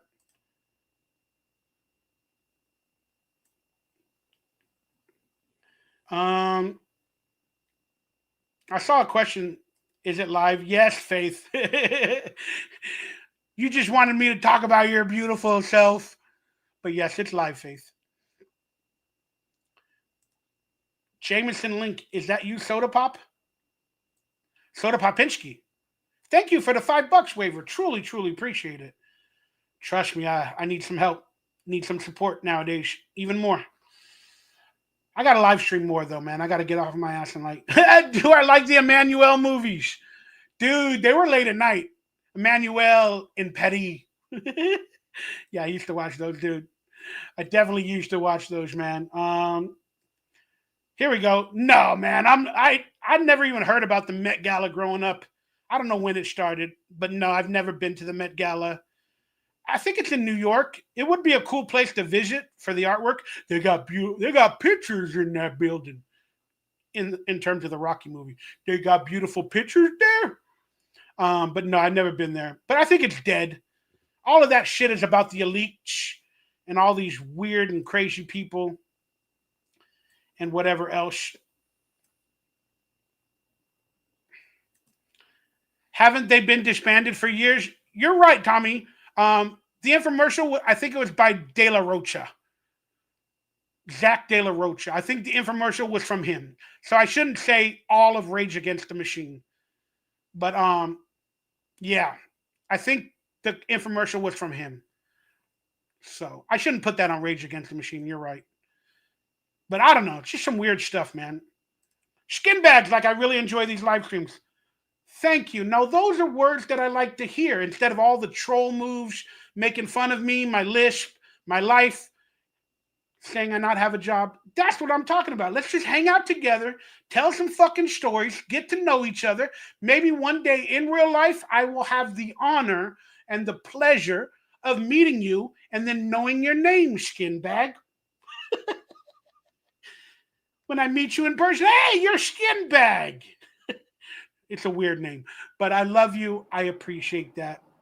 And that's pretty damn awesome. All right. Let me just quickly say thanks to all the super chatters, donators, and do a little count. 2, 4, 6, 11, 12, 14. I think that's $2. 16, 21. Then I got 31. So we're 70 away from our goal. Not that that makes any sense or not. And I might only be online another hour. But if you want me to stay online a little bit longer, let's get some donations and chat, if possible, in. Let's talk about, let me see if I can bring up something that I wanted to do on another show from a while ago. That's in maybe good fun. All right. So apparently the the Fantastic Four movie's coming out. And in the trailer about a month ago, they showed the Surfette. What are your thoughts on this character being in the Captain America movie? I'll answer that in a second, Cupcake. Hey, Cupcake. What are your thoughts on this? Do you think they went woke? Or do you think it's another iteration to appease women? Even though the Surfer in the comic books is more of a male shape, they did present the Silver Surfette in multiple comic books back in the days. And that Surfer can take forms. And maybe he chose to take the form of a woman for this movie. Do you guys see this as going woke or something wrong with it? I'll be honest with you. I'm kind of happy that they did something different. And what kind of cosplay can you get from this in the future? Of women, beautiful women, such as Faith Mystic, my girl, cosplaying and stuff like this. I think it's kind of cool. You know, it doesn't bother me. Now, if she's a lesbian, and then if she ends up being DEI, then I got a problem with it. But I don't know. I wanted to know your guys' thoughts because I'm looking forward to the Fantastic Four movie. And I ain't trying to give spoilers away, but I've been watching The Last of Us, and I'm kind of upset. They got rid of, and moved along from one of my favorite characters in The Last of Us. And I'm starting to not like the show anymore. But that being said, let me know your thoughts on that. All right. I did. I just didn't want to say the amount, Brett Mania. I didn't want to say the amount, but since you put it online, my favorite bout is O-Town. You were part of Lena? No, I was not. I was not. I guarantee you, I just hung out with them on a few occasions. I was not a part of that. They didn't want no fat guy. They would have invited me to many more house parties and other things that I knew that I found out were going on. No, I was not a part of it. Dude, I need to talk to Lucas Haas about that more now. I'm friends with Lucas still. We converse every once in a while online and stuff. But yeah, no, I wasn't a part of it. Smurfette versus Surfette. Yeah, there you go, Cupcake. The female Silver Surfer is actually comic book canon. That's what I meant, yeah. Well in the know with Cupcake Corner, with the American Cupcake. Got to check out your channel, man. I will do that later. So I just wanted to know your thoughts on that. Movies you're looking forward to watching and stuff like that. Let me see if I got any other images that I saved. And since we're showing girls, which one would you pick as a male? Or even a woman that likes women. Which one would you pick? Which one would you pick? Man, I'm Daphne. Daphne's hot with them glasses. Something about Daphne. Something about Daphne. I don't know what it is. Just saying. I'd marry that woman. I'd marry a lot of women. I just want to marry. There it is. Daphne. I forgot the other character's name.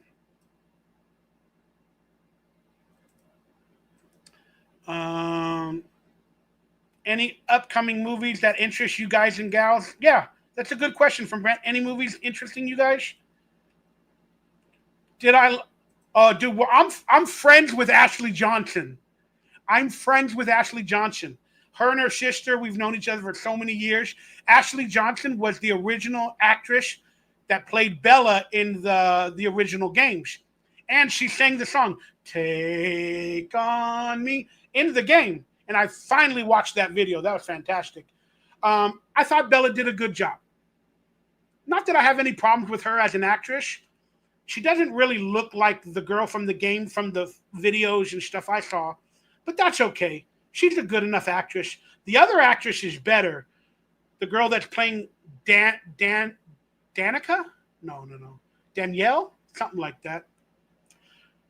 But Bella did a good job. It's hard to just sing. But she wasn't playing the guitar. We know that for a fact. But yeah, so interesting. Video comments like Velma. Brent's like Velma. No movies. Cardellini. Oh, Linda Cardellini. Yeah. Was she the one that played Velma in that movie? I always wanted to meet her. I auditioned for Freaks and Geeks 2 times with Judd Apatow. I know Judd Apatow a little bit, but I'm so sad that I wasn't able to be in any of his projects. I've met Judd Apatow on a couple of auditions for some of his projects, never got the part. I met him at a screening for a preview screening for one of his movies where actors were not supposed to go. And then I saw him and Seth Rogen in the hallway at the preview screening where they asked the audience, you know, what they thought of the movie. I think it was that big movie with that fat actor. Oh my gosh. My brain is blocking. With that kid with the glasses, they called him a funny name. McDougal, McHamburger, whatever the fuck. I think it was that screening that I got some tickets for. And then I saw Seth Rogen and Apatow in the hallway. They were like about ready to go in because they come in after the movie starts. But I had to go to the bathroom really, really badly right before the movie started. And then I walk out and then there's Seth Rogen, McLovin. Yeah, I forgot the name of that. Superbad. Thank you guys. I think it was that one. Because mistaken. I saw that one early. And then I see Seth Rogen at the AMC in Burbank, the AMC 16 or whatever it's called. And then I see Seth Rogen, who I've met a couple of times. And then I see Judd Apatow, who I've technically met a couple of times. And then they look at me while I'm walking toward the bathroom. Then I come out of the bathroom taking a quick piss. And I was like, oh, shit, they were right there. And I knew I shouldn't be in these previews because actors are not allowed to be there. And I guess the other people didn't recognize me, or I probably wore a hat. I think that's what I did. But then I come out of the bathroom, and then Judd and all of them are right by the door about to enter. The movie's just about starting. And then Judd goes to me, are you supposed to be here? And I go, no, but I'm still going to critique your movie. And I go, I know it's going to be good. And that was my interaction with him. Then many years later, he befriended me on Facebook and or Instagram and followed me, and very minimal interactions with him. But hey, still pretty cool, right? Such cool little moments that Judd Apatow knew of me and recognized me just by my face. I didn't even have to talk. He just saw me walking and I know you from some of my auditions. I could have been Paul Walter Hauser. He's doing fantastic. He's doing fantastic. God, my life had different plans for me for whatever reason. So no insults to him. I'm hoping to be the MichaelRayBower, maybe 55 years of age. I don't know. But I appreciate it. Stephanie, what's up? I prefer Scooby. All right, let's get a couple more little interesting images. This is my celebrity crush. If I have a bucket list for the 90s, this is it. This is like my dream girl. This is like my dream image of a woman. There it is. That's it. So if any girls like me, want to date me, get to know me, I want this cosplay. Jennifer Connelly, baby, from the 90s. Not when she was in Labyrinth. She was too little then. But career opportunities, a couple of other movies like that. I think she showed her breast in one movie. I forgot the name of it. She showed her breast in one movie. All actresses started showing their breast as they got older to get more movies. Boy, that's what the industry wanted. Damaris said, where'd you get my picture? Oh, are you a woman, Damaris? Well, if that's your picture, we need to get married. We need to get married. Let's get married. Oh, that was a hip-hop song in the 80s, R&B. Let me see if I can do anything else that might be interesting or fun to talk about. Oh, let's look at the box office hits. Hopefully it will show it all on screen. But these are the number 1, 2, and 3 films from 1980. In 1980, the money that made the movie the most money in number 1 for that entire year in 1980 was Empire Strikes Back. In second place was 9 to 5. 9 to 5. What a way to make a living. That's a great movie. That was fun. And the third was Stir Crazy. I have seen every movie on this list in my life. Have you? It's interesting. Raiders of the Lost Ark, 81. 007. Which one version was that? I can't really read it. For Your Eyes Only, I think. Superman, what is that, 4 or 2? I think it's Superman 2 in 81. E.T. in 82 was number 1. Rocky 3. Damn, they already had 2 Rockies before 1982. That's interesting, right? Rocky 3, which one was that? Was that Clubber Lane? Yeah, I think that was Clubber Lane and Hulk Hogan. Then they had Tootsie. That was LGBTQ before LGBTQ happened. 83 was Return of the Jedi. Number 1, Flashdance. Oh, I love Flashdance. Oh, that soundtrack. That's around the time I started to technically become an actor go on auditions, and I bought that soundtrack. I think I got the soundtrack on tape with my first Walkman. And I think they had that company where you could get like 8 musical tapes for like a penny, as long as your parents bought like 4 albums a year. So I think I got Flashdance, the soundtrack. What a feeling, I am happy now, seems to be, I am happy now. You can happen down when you're happy for your life. Or is that Fame? I think Flashdance was maniac, maniac on the floor. And she's dancing like she's never danced before. Ah. Man, as a little kid, I was loving that stuff. Then Octopussy, Return of the Jedi was number 1 in 83. Wow. Wow. All the Star Wars movies ended up number 1. That's so fascinating. Indiana Jones Temple of Doom in 84 still got number 1, even though it's the scariest one. Beverly Hills Cop. Did I say Beverly Hills Cock? Beverly Hills Cock. Beverly Hills Cop. Oh, what an amazing movie. Ghostbusters only got 3rd. It never made number 1. Well, look at the powerhouses in front of it. Oh, my gosh. Then Back to the Future, number 1. Rambo was 85, 2nd. Rocky 4 came out. Which one is Rocky 4? Is that Drago? Drago. Yeah, I think that's Drago, right? 86 was Top Gun. Crocodile Dundee. The 3rd was Aliens. That was a good year. Those are good years, my gosh. Oh, my gosh. 87, Fatal Attraction. Oh, I remember that one. They talked about it so much, the adults, that I had to figure out a way to watch it, even though I was probably like 12 or 13 years of age. Beverly Hills Cop only took 3 years to come out, part 2. Rocky 3 and Rocky 4 was what? Basically 3 years as well. Then Dirty Dancing in 87, Rain Man, Wapner at 7, Wapner. Can't miss Wapner.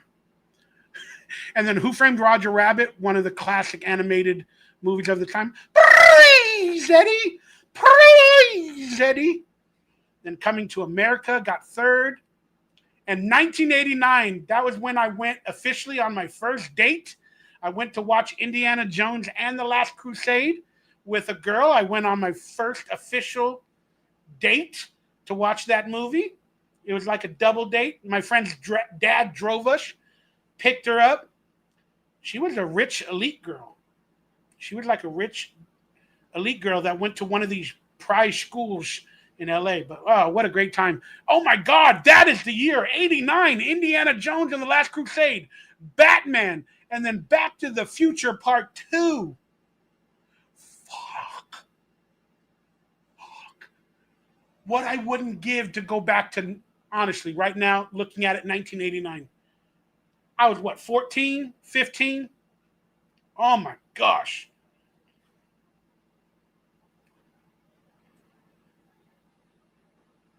Oh my goodness. Oh, what an amazing piece of work. Sorry, I'm trying to get. What's up, FYZ Football? Thank you for chiming online. Fatal Attraction makes no sense. His wife was hotter than the woman. I never thought of it like that, dude. You are so right. Did I watch The Mask with Eric Stoltz? Yes, I did. That was very, very scary and hard to look at back in the days. It really was. Oh, no worries, Larry. Again, you guys don't owe me anything. You don't owe me anything. I owe you the world. But unfortunately, I don't really have a regular 9-to-5 job, and I don't get online enough. So I have to ask for support all the time. My apologies. Did I ever see him or meet him? Who are we talking about, Tommy? I apologize. Are we talking Michael J. Fox? My apologies. I don't know who you're referring to. I got lost. Oh, Eric Stokes. Eric. I'm saying his name wrong. Well, congratulations, FYZ Football. You got 140K subs. That's awesome. Proud of you, brother. Did I ever meet Eric Stoltz? No. I don't remember anywhere being near him or in a location that he was once or whatever. I do not remember. I know that he was originally Marty McFly, though. I do know that. All right, let me see what else I got lying around that I wanted to talk about. This is going on, and I'm hoping to go to it, but I need like $100, dude, to go to this. But the Fan Fest nights is for the next 2 weekends, where you can hang out on the clock tower and the location right there where they filmed it, and you can hang out there all night. They have a Star Trek like ride, or they have the set from like Star Trek Picard, I think it is. You could do a lot of things for the fans, you know, for different shows like One Piece, Harry Potter, Nintendo. But the big ones is Star Trek and Back to the Future for me. And I'm friends with the band that's on screen, the Flux Capacitors. You guys have seen them in many of my videos, or some of my videos from the past. And they're the main band at the Fan Fest nights. They're playing upstairs, or not upstairs, but upwards, and they're playing 90s and 80s music all night, music from the movies all night. So I just wanted to represent them. I was hoping they would have got me a VIP ticket or something, but they got more important people, you know, like their family, their wives, to get into that thing. But the tickets are like $100, and there's only 2 more weekends, and I don't think I'm going to be able to come up with that extra $100, man. I'm not asking for it, guys. I'm just saying I really wish I could, because, man, this feels like an opportunity that I'm missing from going to the Fan Fest nights and videotaping it and being in front of the clock tower, seeing the fire. I have done it. I have walked in there back in the days when I would audition at Universal Studios. I'd walk around the area, but it's made to look like some of it from the 80s. And that's what I want to see. And I honestly, to my recollection, I remember going on the tour so many times. I would visit Universal Studios so many times back in the days. I'd sneak on the lot and everything, going to sound stages. And I found my way into the set of Jurassic Park one day. They had the big tree in the middle of the stage where the car and the little girl's there underneath the tree, and the car almost falls on her. And I remember I went on the studio tour probably in 1988 when they were filming Back to the Future 2, with all the futuristic place, the gas station, and they had the water underneath the clock tower. They had all that stuff. Sorry, guys. It says my internet is getting real low. My apologies. But yeah, I witnessed the actual sets in real life for Back to the Future 2 when I went on the tour in like 1988 many times. And I wish I was videotaping, or cameras, or disposable cameras back in those days. So many things, man. So many freaking things that. But yeah, man, I'm hoping to go to this. I probably got to sell a kidney to go to this. Because I'm worried more about paying my bills or my rent than that type of stuff. But hey, some of you guys can watch the video footage from YouTubers online. They are posting it sometimes online nowadays. Wow, why is my internet so bad right now? I don't know why. StreamYard toggles my internet. You guys, let me know how choppy and how bad it is, because it says I have one little internet nugget So I don't know how bad it is. If you hear me, if I'm breaking up, because I'm not going to continue live streaming if it's going to do this. No way in particular will I continue doing that. It makes for a bad show and a bad time.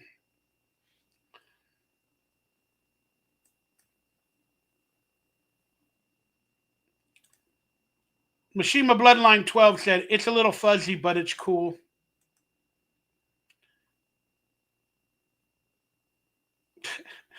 Looks like you're recording with a potato.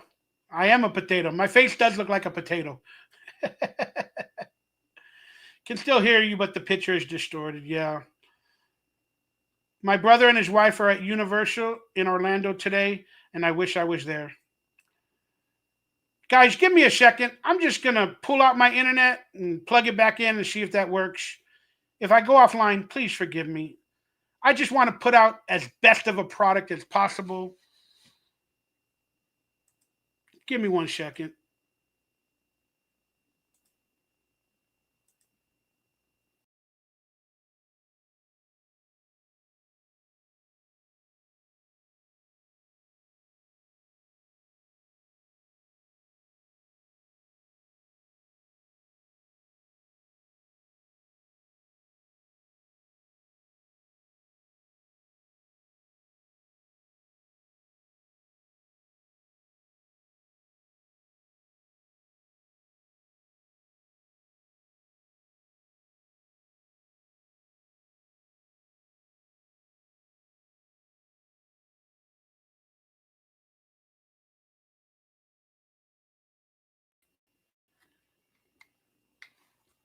All right, everybody. I pulled the plug out. That sounded funny. I pulled the plug out, put it back in, see what happens. Put it in a different slot.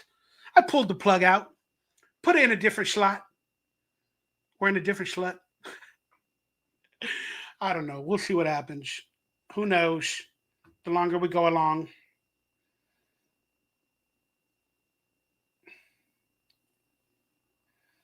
Later, Malevolent. Have a beautiful, blessed day.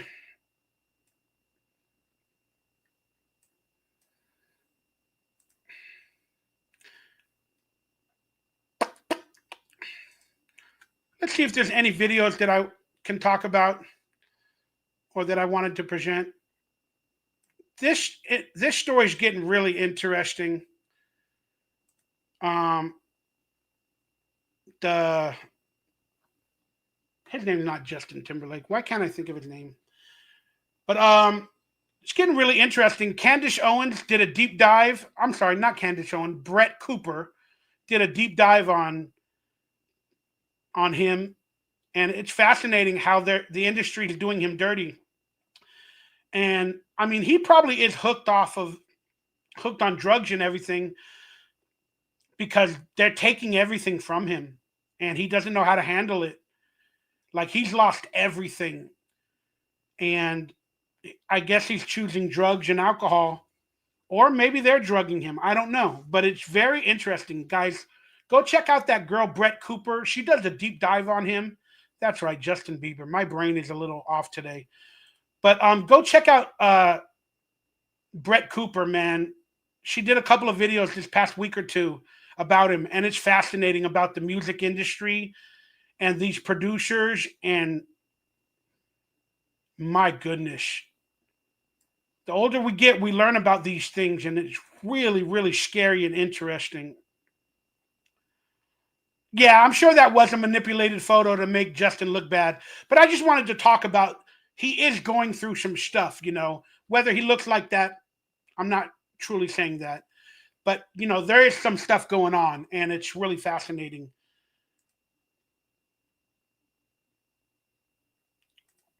Do I want to get into this? I still think this is a race hoax. The whole Carmelo Anthony stuff. I still think that's a race hoax, that they're trying to bring in a race war. I still think that's a race hoax. Did it really happen? I don't know. I mean, I question things. Apparently, there's going to be some video footage coming out that might spark more riots like they did in 2020 with Floyd. But still, it's just funny how the guy's father forgave the guy that took his son's life within 4 hours on TV and news stations. The guy's father forgave the possible killer, and then the kid is a twin, has a twin brother. So if they manipulated or faked it, you know, you got a twin, you can turn into your twin. And then all the GoFundMe, I'm sorry, Give, Send, Go. I can't find any pictures. But that Give, Send, Go stuff about the racism and how they were giving Carmelo Anthony money, like upwards of $500,000. And then now we had this girl that said the N-word. Now she's got like $500,000. What are they amping up towards? Think about it. They want protest. They want to create race division. That's what's happening. It's all manipulated. And again, I'm not saying it's not real or not, but they choose when and where to promote these issues. There's a lot of, black on black crimes that are never mentioned in the press, just as bad as this. But they don't mention it. You get it? They find that racial component. And then you got the race grifters like the lawyers and the Al Sharptons and all the other people coming after them. And it's like they all get money, earn money off of racial tension. And then it all takes us away from the truth of what's really happening in the world, whether it be the Epstein files, to this, to that. People just need to know it's all a hoax and an agenda. Doesn't mean it didn't happen. It just means they're using it for power and for different things. Why can't I find? I thought I had a bunch of images in there. Oh, because I didn't click image search. All right, I clicked video search. There's the father on day one after his son was killed, forgiving. Then he showed up to the press conference. Then they disrespected him there. And he had like plastic on his arm. Is he going to go nuts in the future and attack one of them? And then that'll be a race riot? I don't know, man. You know what? I'm actually getting pissed off just thinking about it. And I don't want to go down that road. Because pissed off is not funny. Let me pick some videos that I wanted to watch. Guys, I used to shop at this store called Fry's Electronics, okay? And they've closed down for a couple of years now, like three years now officially. But they finally destroyed it. And I saw this video online and I had to record it and I felt so sad. My favorite store of all time. Wait, how do I get it to remove? Okay. Add to in Burbank, down the iconic. All right, and it had like I worked at a store in City Walk, Universal, that had a UFO on top of the building as well. It was called Things from Another World. But Fry's Electronics out here in Burbank area, it had a UFO as well, and it had like Martian 1950s movies themed, and they tore it down. And the video came out maybe about a month ago or 3 weeks ago of them tearing it down, and I felt so sad. That's one of the reasons I moved to this area, was because I was hoping to walk to this store. It's about 10 blocks away or 8 blocks away. Not too bad. But I was hoping to like walk to this store. But they tore it all down. Oh, why did it go off? What's going to happen to the spaceship once it comes down? We hope nothing from fiberglass material. There was many talks of saving the spaceship, but given the sheer... Oh, you know what? I think I paused it and then I played it again from the beginning. Yeah. Okay, so there's the beginning. Let me play it from there. I'm here at the old Fry's Electronics in Burbank, where a crew has been in the process of demolishing the building for a week now. When I learned about this from a Americana at brand means, I came here as quickly as I could. Today, they'll be tearing down the iconic spaceship. What's going to happen to the spaceship once it comes down? We hope nothing crawls out of it. It's fiberglass material. There was many talks of saving the spaceship, but given the sheer size of it, it's too large to transport. It would have to be disassembled. The rebuild process would be not worthy of the saving. But we have roughly about 110,000 square feet of building structure to demolish. We will be recycling about 95% of all the materials that come out of the demolition. Basically, we got about 10,000 tons of asphalt and about 15,000 tons of concrete, which will go into recycling centers, which will make road base for reuse and paving new roads and new parking structures. This Burbank location opened in 1995 and closed in 2021. This particular store is going to make way. It was open before 1995. You guys are full of crap. This particular store is going to make way for our developer to bring in somewhere around 800 housing units. They couldn't save the spaceship, but they could save this alien. Oh, it's so sad. It's so sad, y'all. And I think you guys can see the interior. One of my vlog videos, I think I called it My Last Shopping Experience. I think that's the title of one of my vlogs. I called it My Last Shopping Experience. That's all in Fries. So go check that out on my channel.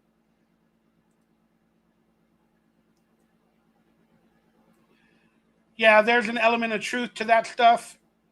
They have been trying to start a race war since the Manson family murders. What's up, Bakersfield? Hope you got the Cash App. I don't know.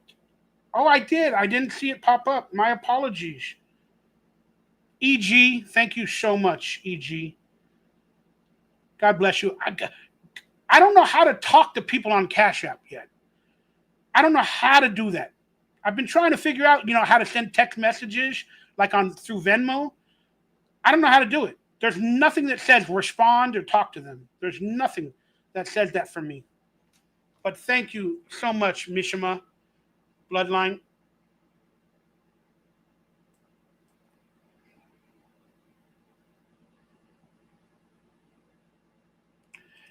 And now this, yeah, Brendan did videos at that place. I think we did one or two together maybe back in the days, but definitely. All right, everybody. My internet just seems to be going out. I've lost like 20 or 30 viewers. I'm afraid to show any videos on here because if you're not going to be able to see it, why continue to live stream? You know what I mean? It's just not a good thing. Not a good thing.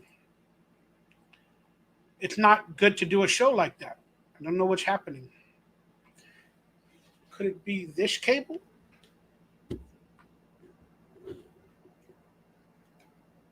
Hope not. Ugh. I don't know.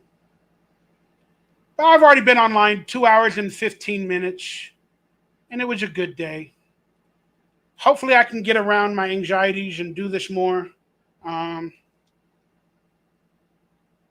But thank you guys for hanging out with me today.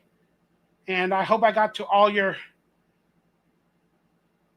Warren K says it's clear and good on our end. I doubt that. It has one little bubble on my end. But when I show videos, again, that's the problem. If it doesn't look good or whatever, I don't know if I want to hang out much longer. I've already been online 2.5 hours. Okay, now it looks good. Now all of a sudden it went good. The minute I took the video out of the file, then it got better. What weird stuff, right?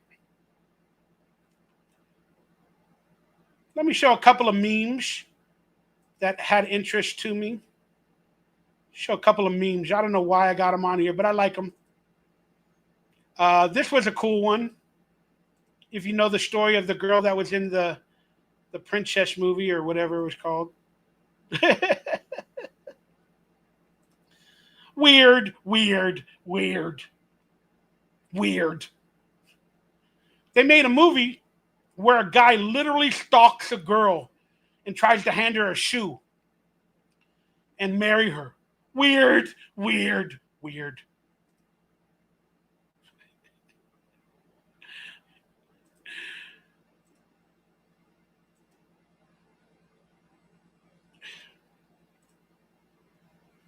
Hopefully you guys can see it, but it says my internet's bad again. This is funny. 90s comedy, 2020s reality. Hopefully you guys can see that. I don't know. No, I'm not moving on from Raider Central. I'm going to try to do a show either tonight or tomorrow, but I might be going to dinner tonight with somebody. But I love that meme. I love that meme.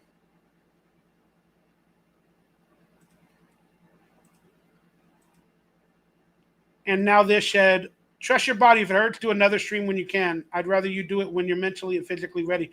But it's also, I'm feeling okay. It's just my internet. Again, I want to give you guys the best show possible. I don't know if it's a show. It's just me talking today.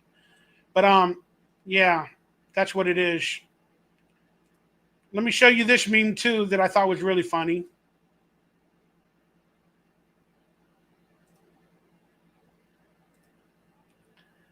They brainwashed you. Really? Who's the person that's brainwashed in this picture?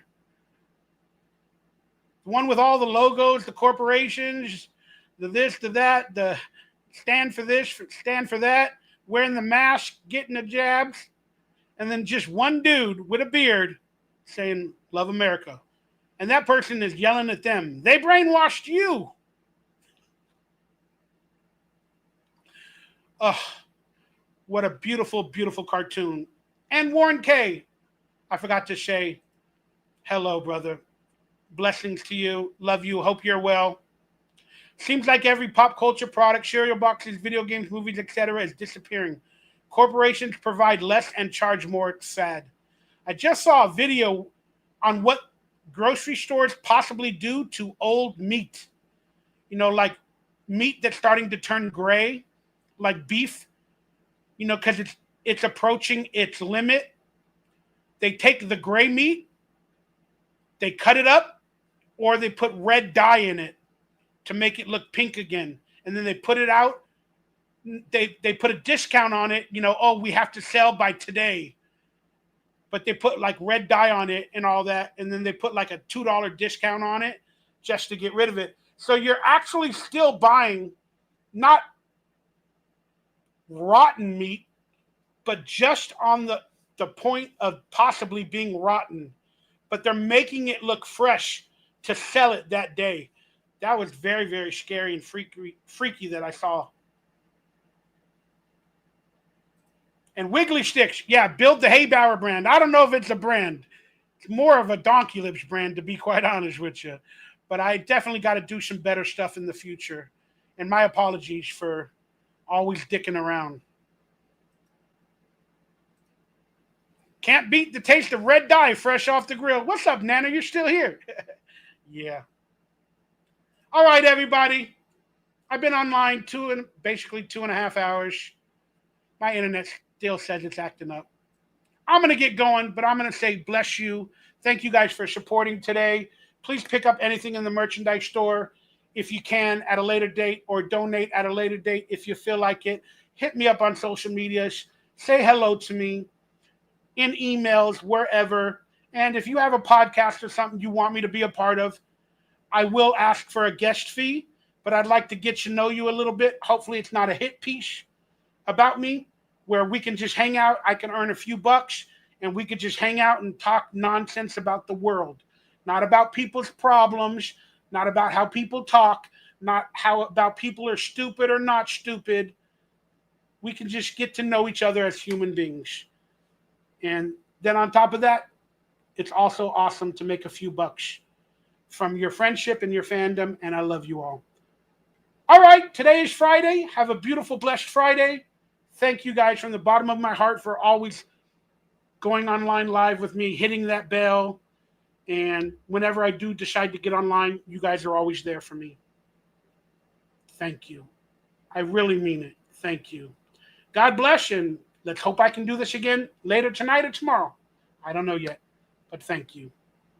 All right, Dominique, Brent Mania, Tommy, Nanner, Everybody else that chimed in and supported. Waver, Cupcakes Army.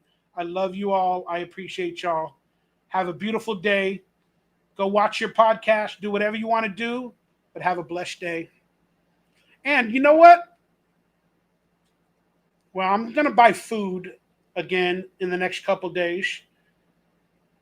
I'm going to do a food video somehow with my stupid phone that doesn't videotape or have a good microphone. I'm going to do something. Oh, real quickly, I don't know why I should say this. You know, guys, you know what, real quickly, what I've been dreaming to buy? I just don't have the money at all. I am literally barely paying my rent and my bills. And I know if I don't make a little bit more money in the next 2 months, I'm going to be at that state I was again 3 months ago, where I might be homeless. But let's see if I can get it on screen. Again, I don't know if my internet's working or not. For you guys, I'm sorry. But this is what I've been dreaming to buy so I can do walk and talks and get exercise and talk and stuff like that. I know I can do it with my iPhone, but I need a microphone. My microphone doesn't work correctly. I can't explain it. It's too heavy. But it's called the DJI Pocket 2 or 3. It's so expensive. I'm sure I can find a used one for $300 or $400, but I can't afford that. But man, this is what I want so freaking bad. Okay, how do I get off your comments? Oh my goodness. Let's see if I can get it on screen real quick. That's what I want. Oh goodness, where did it go? There it is. Can you guys see it at all? Like, how awesome is that? You just hold it on your hand. It's got a screen. It's got a little screen, and it moves left and right, and it does a 360 with a press of a couple buttons. It's like this big. I think it does it in 4K or at least 1080p. Then you just upload your footage, or you put a little microphone, but it has a mic built in. And so you don't have to hold a big thing with your, where I'm walking. It's very lightweight. You just go like this. Hey guys, what's up? Press a button. It turns around, then it comes back on you. Oh my goodness. This would be a Christmas gift or a dream come true. To have a 2. The 1s aren't that good. There's some problems with the 1, but I'll take a 1. A beggar can't be a chooser. But it's still probably $300 for a 1. And brand new, they're probably $800, $900. That's why I loved the flip video. You guys remember the flip video? I loved the flip video. It was a little heavy, but I loved the flip video. And that's why I love this one. I can only dream about getting this one. Fantastic, y'all. All right. Well, I got to put in some more work. Got to sell a kidney. Maybe I'll get one of them someday.